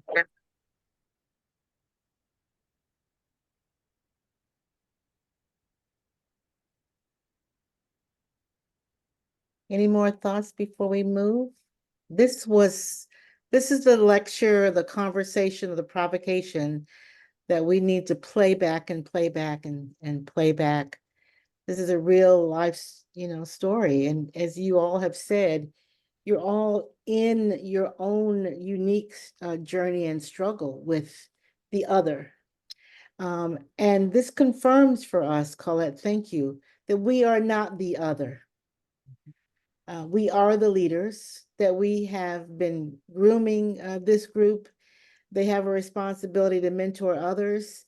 And Colette, I hope you'll stay with us a little bit longer this evening. We've taken up a lot of your time, but man, you have taken us to church tonight.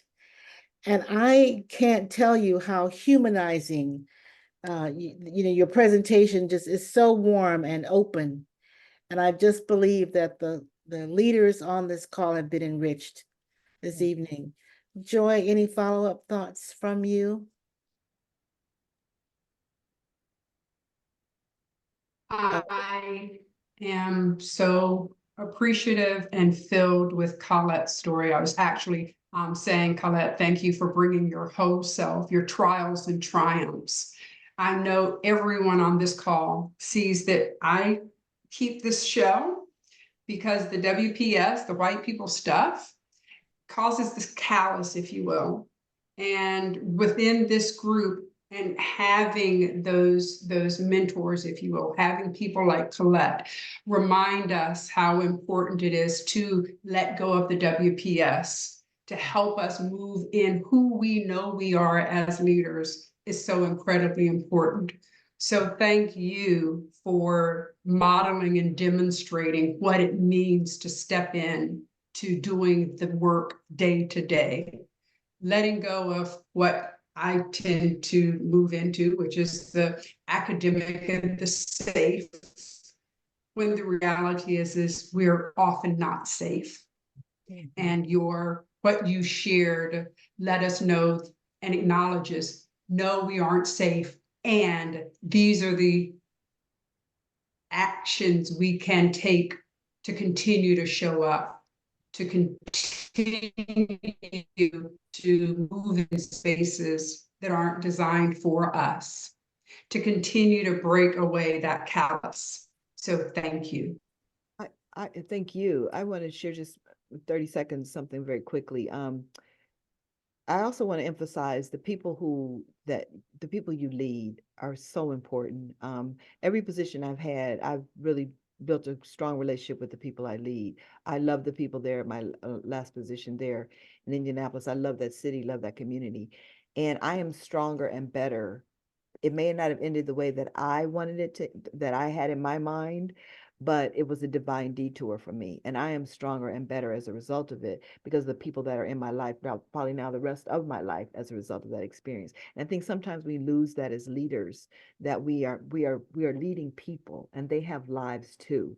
So even though we're doing the work really is a function of how well we're managing and embracing people. So I really want to emphasize and lift that. So much here. I'm gonna turn it back to Marcelina to tell us where she thinks we should be. Two things I have to say. I have to talk about Joy right now because in our pre-work session, she made a comment that caused me to write this note down. You know, Joy and I are a really good team because we're completely opposites, but don't let the smooth taste of Joy Young fool you. Y'all hear me? And then the second thing is, I want to acknowledge one of your cohort members, Nikki Kirk, who helped us get in touch with Dr. Burnett and used her influence to get us an email and a phone number, etc. So use the people that are around you. Thank you guys so much. Dr. Burnett, I hope you know and can feel through the screen that your lessons are not being taken lightly, that this is why we are together as a community. And we want you to stay in ours. And I hope that some of the fellows will reach out to you if they have other additional thoughts or questions about your journey. Feel free to reach out to me. I'm easy to find on LinkedIn or on social media on Instagram. So, but reach out to me on LinkedIn. And I believe strongly in the power of mentoring. And Nikki, I couldn't find you on the screen, and I didn't want to be sitting here looking like this through this thing. So, much love to you. Oh, there you are. Much love to you. Excellent, excellent. Anika, Marcelina, somebody take it back into some sense of order now. Thank you all. Just so we have time for small group discussions after the prompts, we're only going to take a 10-minute break. So please be back at 30 minutes after the hour. Thank you.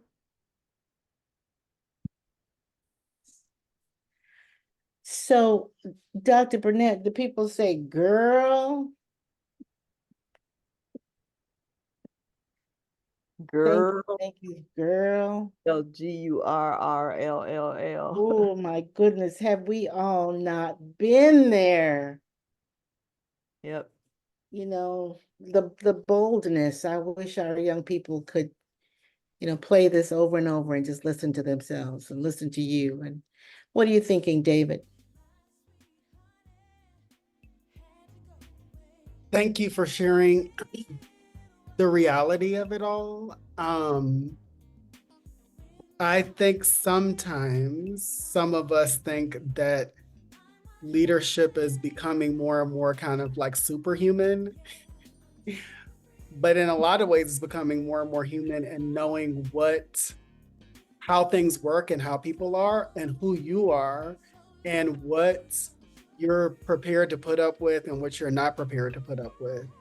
And some people are also afraid of stepping away. And many of us are put in circumstances in which we have to make these choices about moving on and making our exit and starting anew and all of these things. And a lot of people, I'm sure on this call, have faced that themselves or will have to face that and worried that, it's going to be the end of the journey for them or forget who they are and all of these things. And I think it's important as a person who has achieved success and been in really elevated positions to be able to speak honestly about that.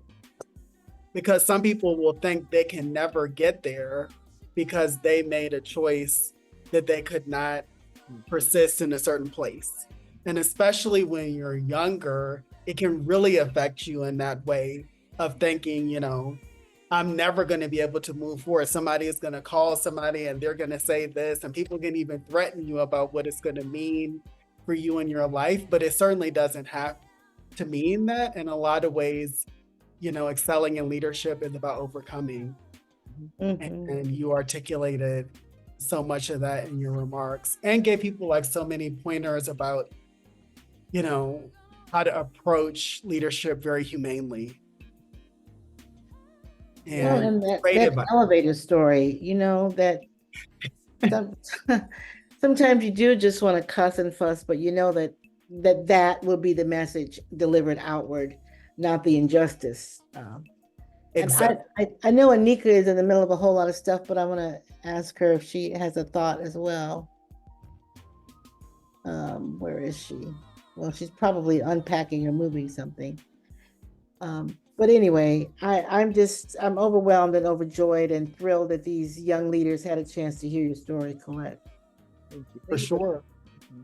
It also, it's therapeutic for me to share it because I believe that we have to continue to trailblaze and make progress. If we throw our hands up and give up and say this is too hard, then like someone asked me, why do you want to keep going? Because of my experience. Because of my experience, in spite of my experience, because of my experience, I want to keep going. That doesn't stop me. It just informs me. And it was almost like the global pandemic where I read about what the challenges that Black females in particular, as they grow in their career and they're brought in to change something or clean up something or, fix something. And then I read about that. Then I knew somebody who knew somebody that it happened to. Then I knew somebody that it happened to. And then it happened to me. So I believe that happened for a purpose because I want to use my platform to say that the battle rages on. And you have to find your own form of activism to continue to stay in the game. And I believe so strongly about education and the arts and how it enriches lives, which is, the goal, the mission.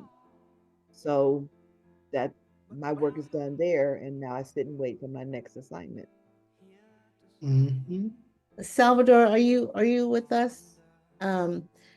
Salvador talks to each of the cohorts about strategic foresight, and how you use, such good judgment, but also data, I don't know if he's here. I don't want to call on somebody and they say, well, I didn't hear you. But I think it's just from this faculty, there's so many connections to each of the monthly conversations that we have. You've just touched on so many different connections. So David, Salvador, Joy, Anika, and I owe you one.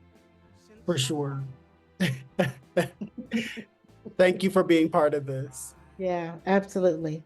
All right, well, I'm gonna take a little break. And we're to be back at what time did she tell us? 30 past. Okay, so I'll be back. Okay.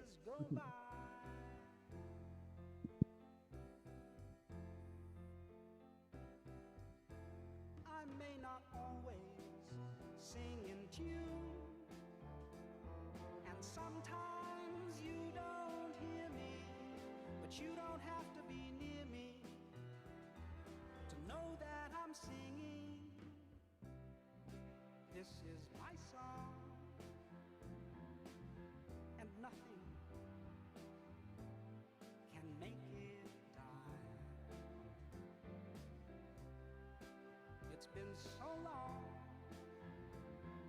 and it's stronger. I know why, and I wonder if you really, really know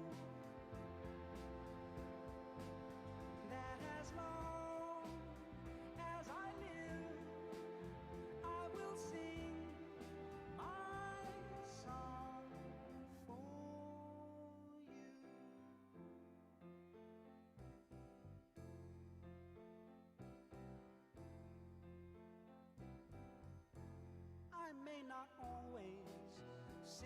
tune. And sometimes you don't hear me, but you don't have to be near me to know that I'm singing.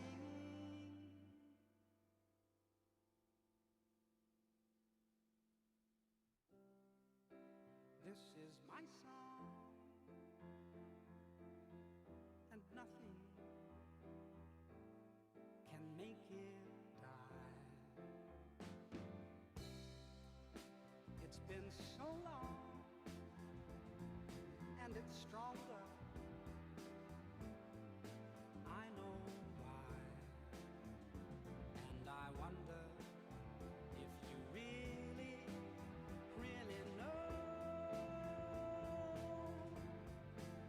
that as long as I live, I will sing my song. That as long as I live, I will sing my song. That as long as I live, I will sing my song for you.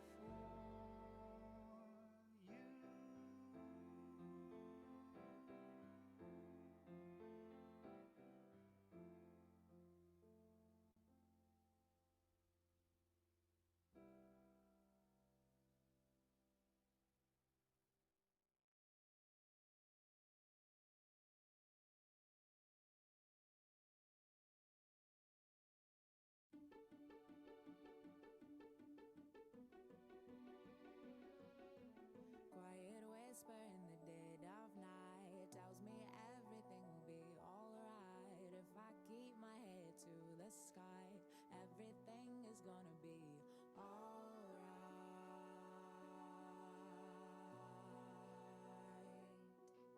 Quiet whisper in the dead of night tells me everything will be alright. If I keep my head to the sky, everything is gonna be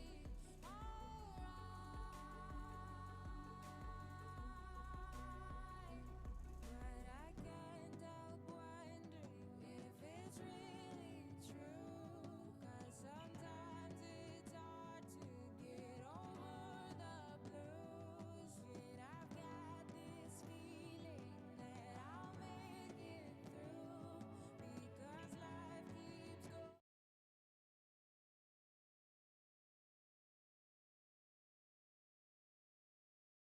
Okay, everybody, we are back. Let's see. Joy and or Margie, which one of you would like to maybe give a just kind of background on the small group prompts before we move into our breakout rooms?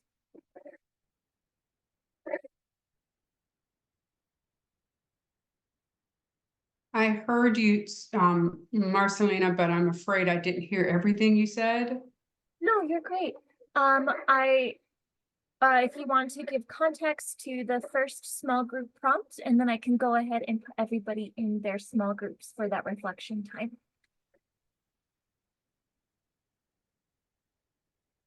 Sounds good.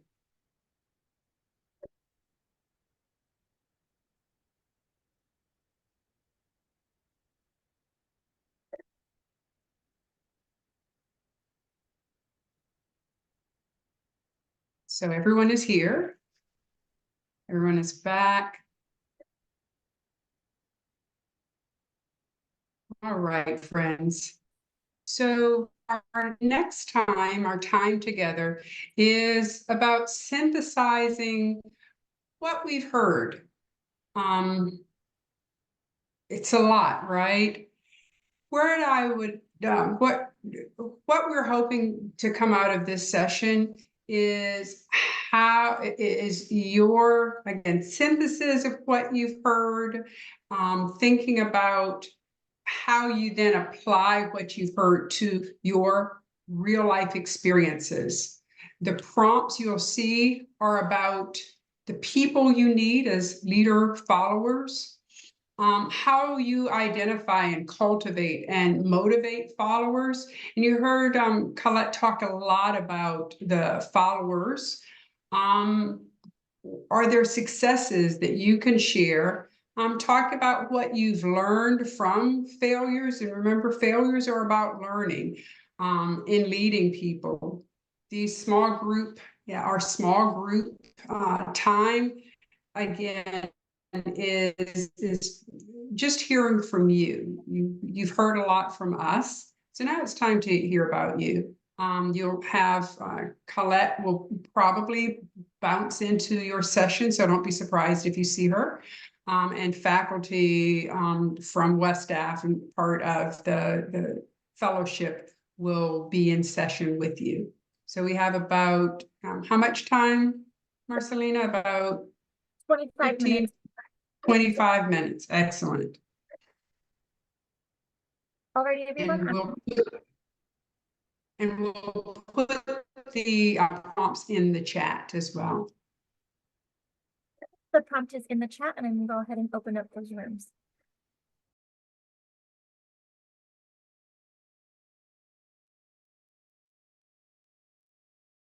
Well, thank you so much for those the breakout session conversations.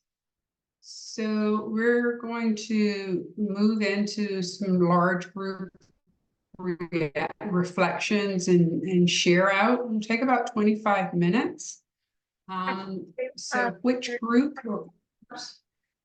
Sorry, we only, for time to be able to get to the next small group prompt, we only have about 10 minutes of reflection.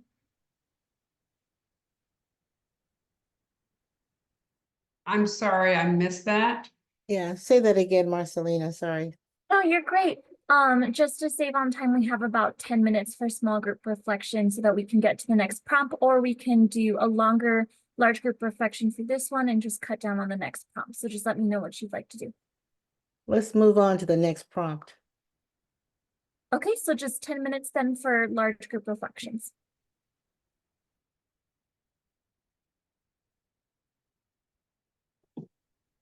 Okay.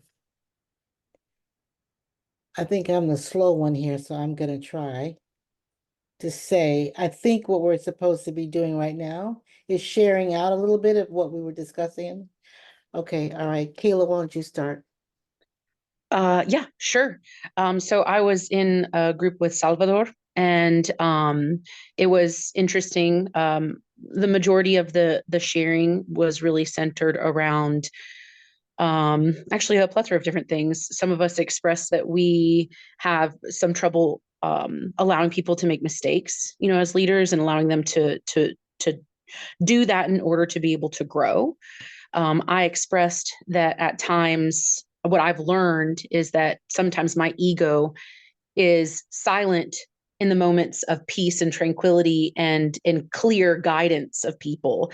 And then in the times where things are more hectic or indecisive or, very intense, my ego can be more reactionary as opposed to the sustaining nature that I truly need. So sometimes there's a battle between what I know I should be and then what I'm capable of in that moment. And I do think that some of that comes with time.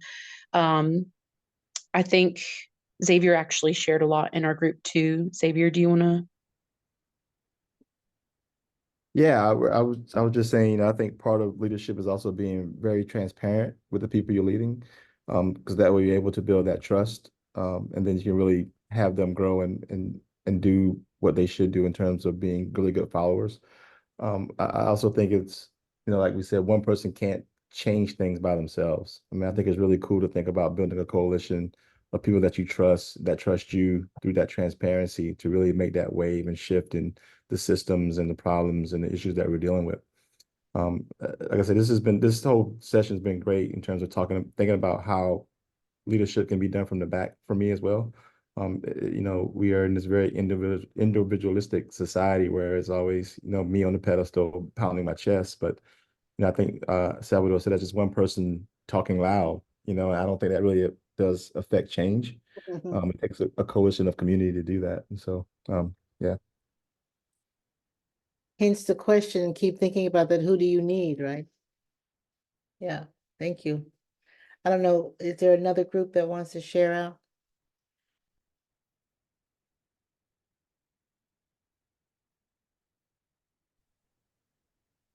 Jenica, you Yeah. were in what group? Who's talking? Me, Harvey, sorry. Okay, hey, Harvey. Hi. We talked a little bit about in our group as well about failures in the context of it's the stakes are higher for leaders of color when we fail. And so it is harder to relinquish control because like this means more for me if me and my team fail than if Sarah and her team over there fail. The stakes are higher. And so having to kind of dismantle that in our own minds and still allow for space for failure for our team means a lot and is hard to do. Who else was in your group, Harvey? Or who else was in the group with Harvey that want to add something?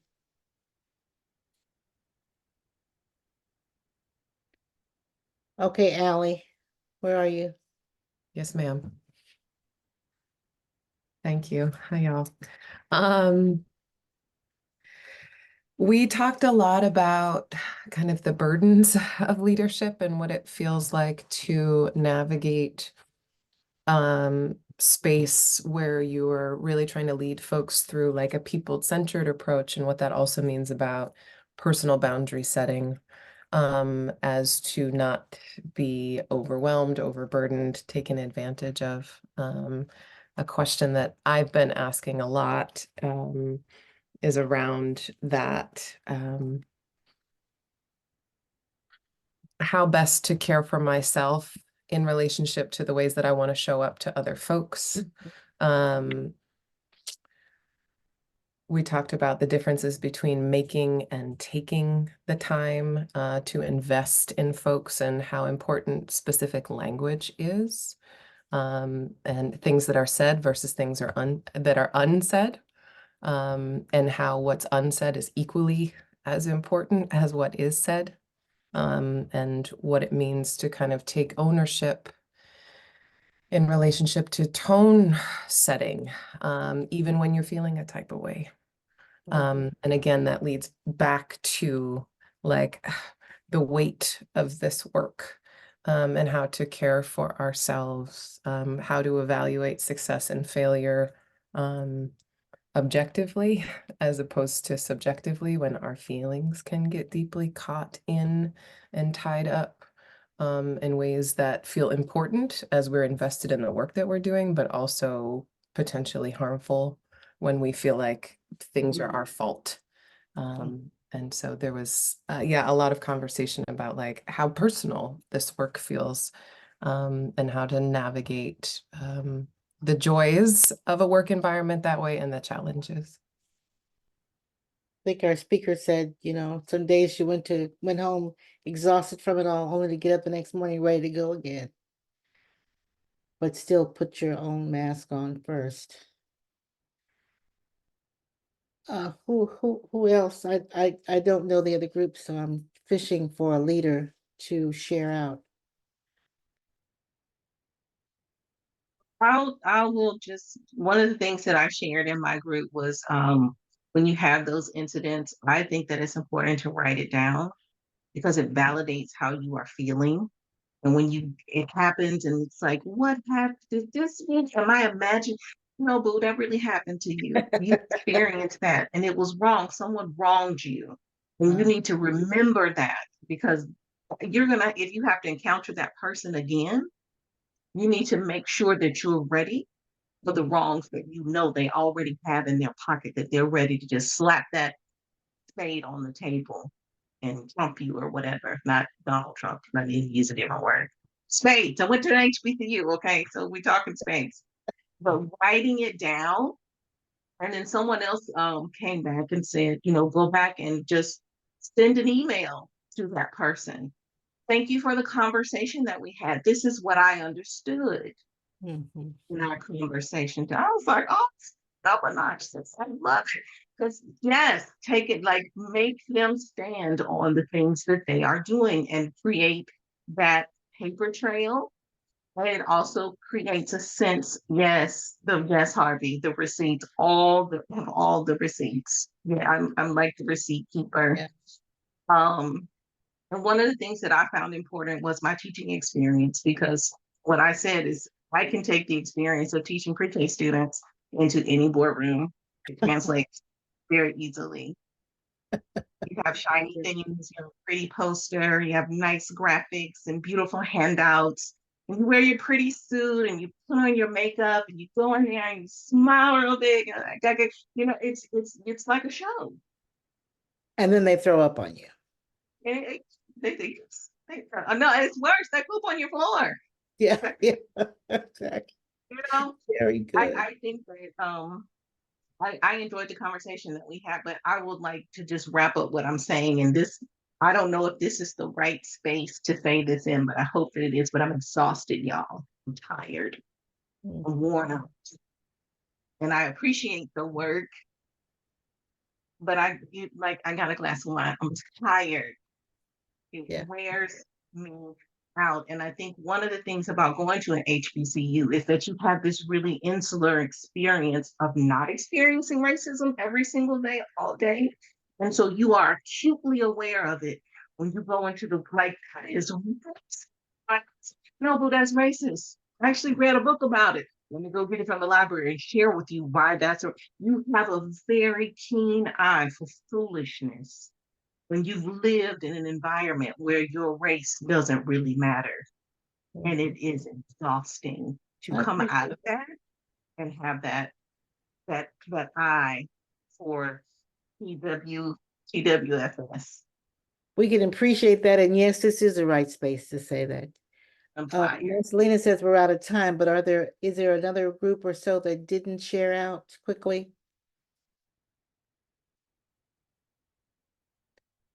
Thank you, guys. This is, continue to think about this. Exhaustion is real and it never goes away. I've been working in this field for 45, 50 years, I suppose, and it never goes away. So just take care of yourself. Take yourself out of the space for a few days or whatever. But you don't need to get thicker skin. You just need to think smarter. Marcelina, we're giving it back to you to tell us what we're doing now. How does politics tell us what we're doing? So this is the next prompts that we have that we're going into small group prompts. It's up on the screen and is in the chat as well. I'll be sending you back into your breakout rooms for 25 minutes and I will see you then. Okay.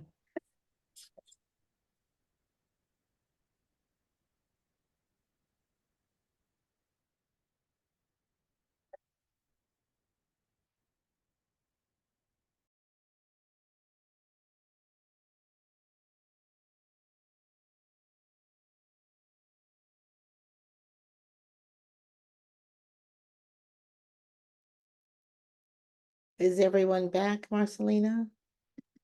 Yes. I'm gonna let Joy take it. Well, it's been, yes, it's been just so fulfilling. Our heart is full with all that the breakout session conversation had. As we close in this final reflection session, Marcelina, you can let us know about how much time we have. Colette is going to help us facilitate through the reflections on this session. Yes, on the session as a whole, and any closing thoughts, ideas, feelings you're having about our time today. So I'm first going to call out the group I was with and would love to hear their reflection on our time today.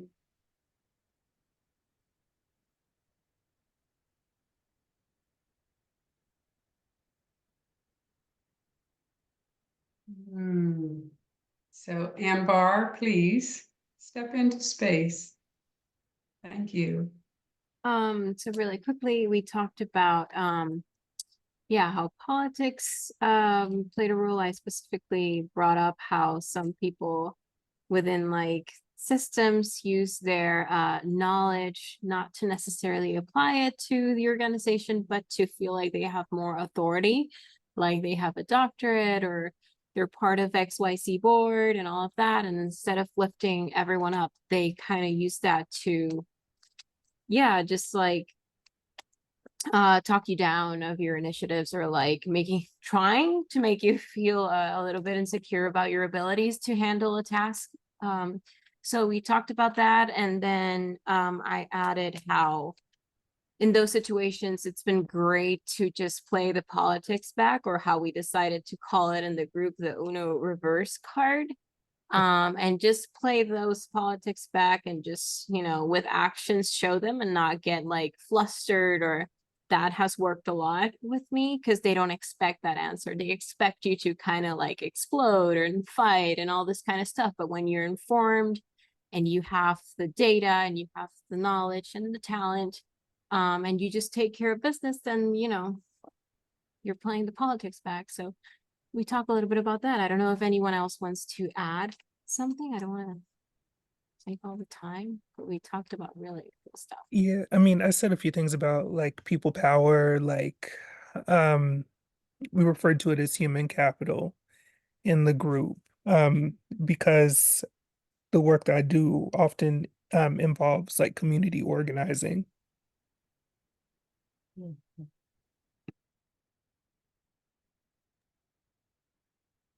So would love to, first, let me say thank you to Amber and Devin for sharing our own group discussions.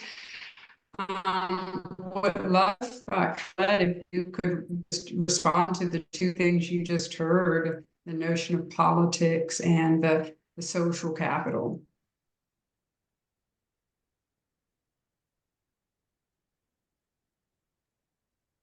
You got a little cut off. Could you repeat that again?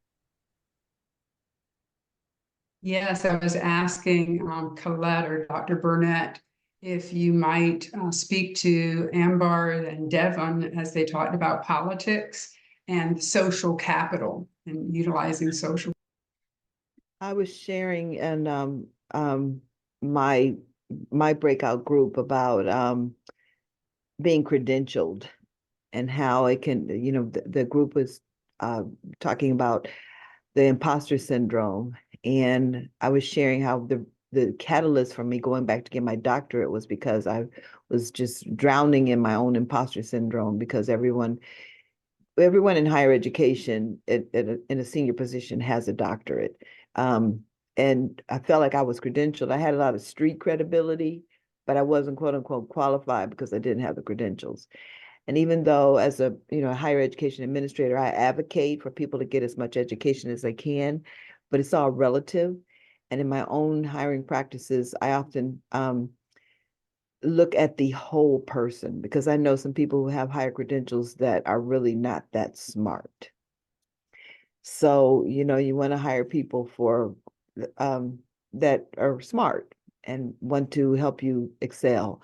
So that the whole thing about credentials, especially as a person of color, if you don't have the credentials required for the job, you're automatically at a disadvantage.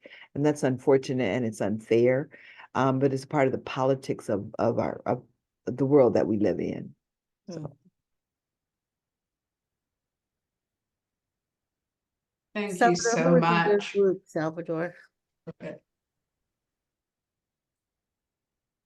Who is in your group?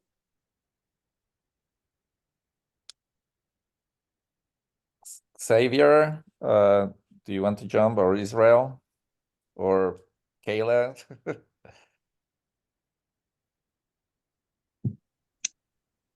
I guess I'll jump. A lot of us were talking about the politics that exist in the workspace a lot of times, and how to navigate them. Some of us had some insights on how do we, as Ms. Burnett was talking about earlier, how do we become those disruptors that are good leaders, but within the realms of the politics that exist oftentimes. And that can be really challenging. There was also just the overall politics of racial and cultural differences that exist in our workspaces and even in the cities that we live within. I know I would let Israel speak more to that, because that wasn't my share, but my share was a lot more about the politics that exist within the school systems, from coming from an education position and being a director of education for a symphony, and the idea that oftentimes there's these people who are placed in power over very big institutions such as our educational institutions, and although they are supposed to be for the people, they often service themselves or the people who are even above them. And so they package their idea, much like politicians do, as this is what we need, what do I need to accomplish, and this is what I am for the people for, and then turn around and give you completely different reasons as to why and who it will upset if they actually adhered to those objectives. So that was a very brief recap of what we spoke about.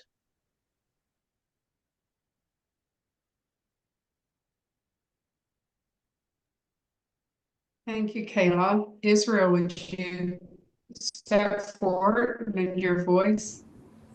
Hey, um, I spoke on two things. It's like the politics within nonprofits in a city. Like some nonprofits would be like, well, we work with these groups and orgs, but we don't work with these other groups and orgs. So it's really hard to one build community, um, try not to replicate efforts, and then it becomes like cliquish within a city. So, and then again, speaking on city, it's when you are working within the city, and then there's a university, and then there's city politics, and then you're appointing these figures that are qualified to run these institutions, but they don't reflect what the institutions are supposed to be doing or who they're supposed to be working for or with.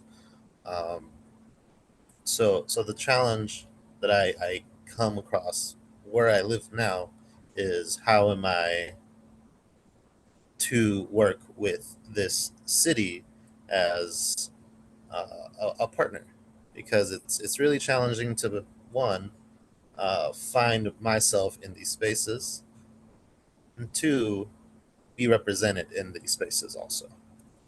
So those are the 2 cents.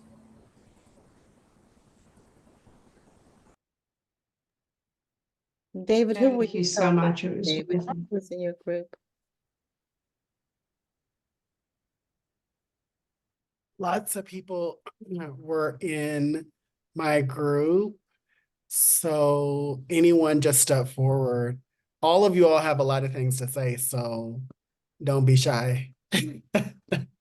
You all were coming up with strategies for empowerment of everyone who's out, all the younger folks and artists who are out here trying to really dismantle and change things. So please share your strategies with everybody else. Yeah, we talked a lot about leaders and ourselves, particularly as gap bridges, I guess, being the ones who can uplift new professionals and young professionals to say, y'all have the ideas, y'all have the creativity, y'all have the energy to dismantle these systems. Let me be the one to teach you how to play the game, how to do that from the inside. That's really up to us to hopefully make that change. And to also learn from the youth, right? I can't see her now, but so we were speaking greatly about how we can be mentors, but we can also have youth mentors and actually learn some things from them. And so it's a way to bring diversity to the table and bring different voices to the table. Yeah.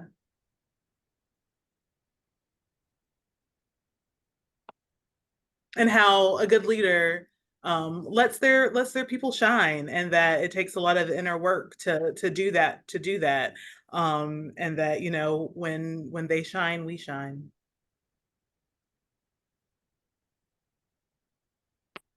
Who was in the group with me talking?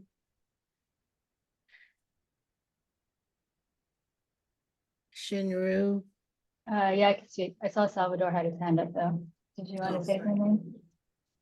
Just really quick, we also had a really interesting conversation, at least for me, of something that Dr. Burnett said. She said, I'm a disruptor, but not disruptive. So anyone wants to really briefly talk about what we talk about that? Israel or Xavier or Kayla or, oh, Chastity, you also talk about that.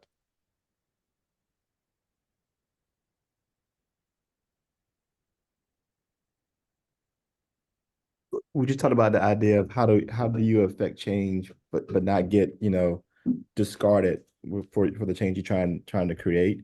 And it goes back to what the first group talked about in terms, I think, of building that human capital.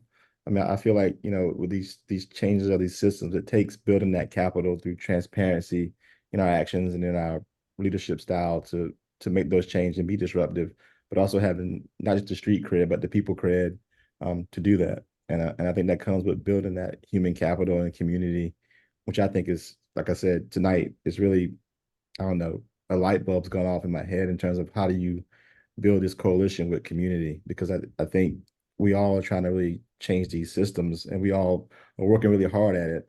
Karen Noel talks about how exhausting it is, and we all understand that. But I think the idea of building that trust and that community allows us to not have to carry it all the weight and all the water.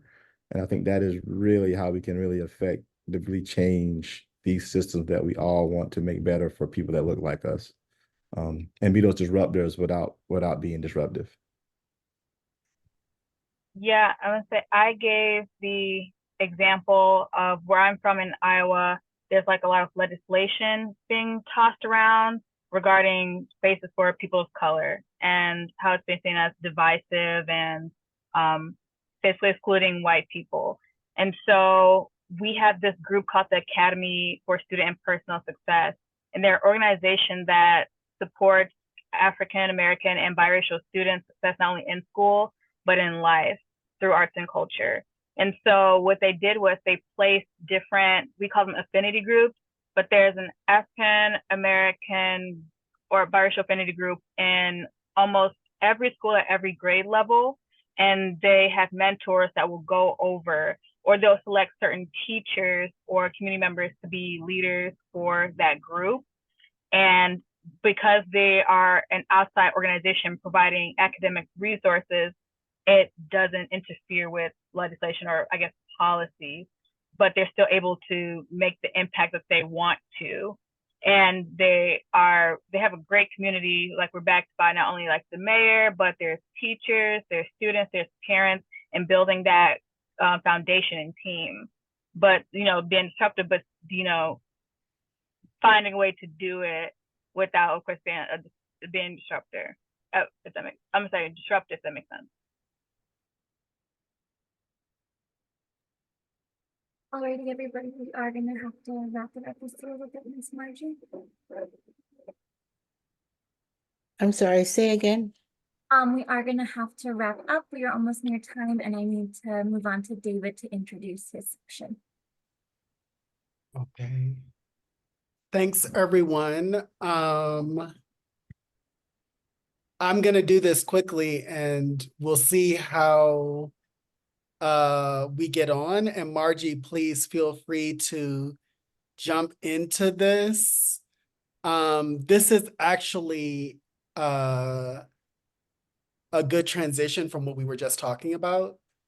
So in that last conversation, we were all in our small groups, and now in this larger group talking about the politics that we're seeing of various kinds, big P and little p politics, meaning like political parties and state houses and all of that, and also like institutional politics and dynamics and all of these things.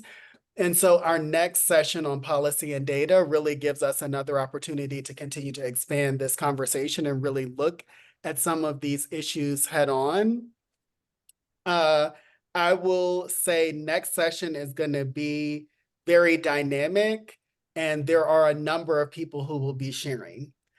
My colleague Cynthia Chen, who's an alum of the Emerging Leaders of Color program and who works with me directly on the Alliance's Advocacy and Public Policy team at West Ave, will be one of the speakers. She's the manager of public policy and advocacy at Westaf.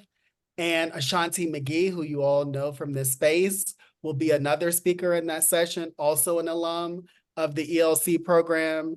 And Miss Margie will be giving us a real life case study and how she and her team use data to do some transformational work around more equitable grant making for arts and culture in Austin, Texas, as a real life case study as well. In addition to that, in our breakout groups, it might be a little bit different from some of the conversations we've had in recent sessions. We are going to do essentially to have a discussion of an exercise in your pre-work and then do a live action kind of exercise in which you're going to actually work with and collaborate with people in your small groups to come up with a brief presentation using some data that we've compiled about inequity in the arts and culture sector, and your vision for how to transform that. So for I wanted to put all that out there because next session is going to be, all of our sessions are very dynamic, but it's going to be very dynamic with a number of speakers, with exercises that we're going to do together and real life case studies of policy and data in action from Margie, and looking at what she and her team did, and how all of this applies to real life, not just as like concepts. For your pre-work, one of your readings will be a short report, is that what you would call it, Margie, about the work that MJR Partners did in Austin. So that's one of your assignments, is just to look through that and familiarize yourself with the project so that we can have a meaningful dialogue with Margie about what she did. Is there anything else you want to say about that, Margie? No, I just reiterate, look through the report, the journey toward cultural equity. We've talked tonight about the exhaustion that we feel during this work when you set out to change policies. In this case, the process started in the year 2015, and our work ended with the city of Austin in 2022. So it's long view work, but we'll have a good time talking about it. Wonderful.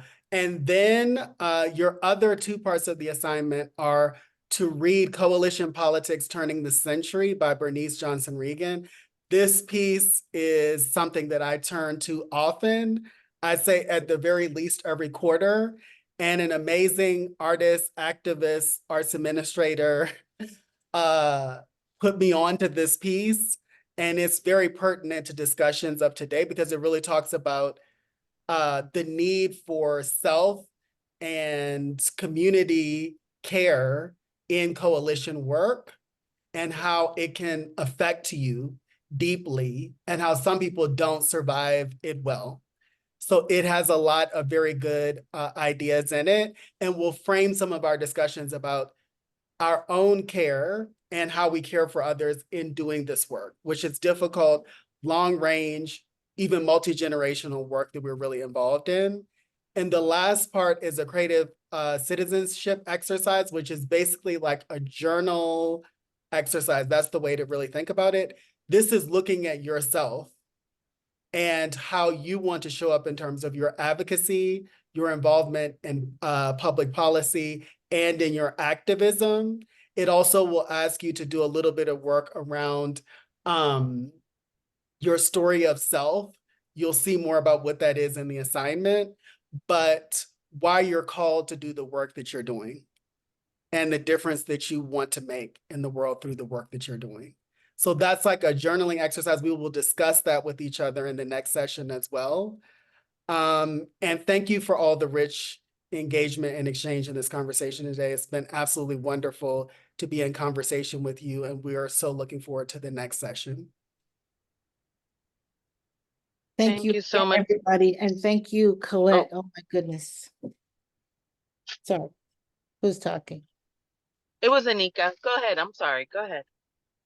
I'm done. I feel like I've talked so much tonight, but this has really been a rich conversation. Again, thanks to Joy for her leadership in organizing the session with the expertise that she's done so much research and work around. And again, to our speaker and to the other faculty members. I said to one of the small groups, ask yourself a question. Develop a habit of asking yourself a thought question every morning so you can check in with yourself at the end of the day, every single day. And that question might be, what am I going to do to encourage someone today? And at the end of the day, what have I done to encourage someone today? A very simple sort of self-realization, a habit to form so that you can see how strong you are, how strong your voices are, and the work that you do is making a difference in people's lives. So thanks again. I'll give it back to you, Anika. Thanks, Miss Margie. Thank you so much, Colette. Thanks everyone for the rich conversation tonight. I think Lena has dropped the survey in the chat. Please, please, please, our response rate is going down, so please respond. You are really helping us when you respond. So we'll send those reminders out. There is a logic built in asking you if you went to the pre-work session. If you did, please just say yes. There's no, judgment if you did not. And let us know how that was for you so we can think about how to build that, continue to build those pre-works in. Everyone, please have a good night. And thank you so much. Thanks, Lena. Thank you, Lena. Night. Thanks. Good night. Good night, everybody.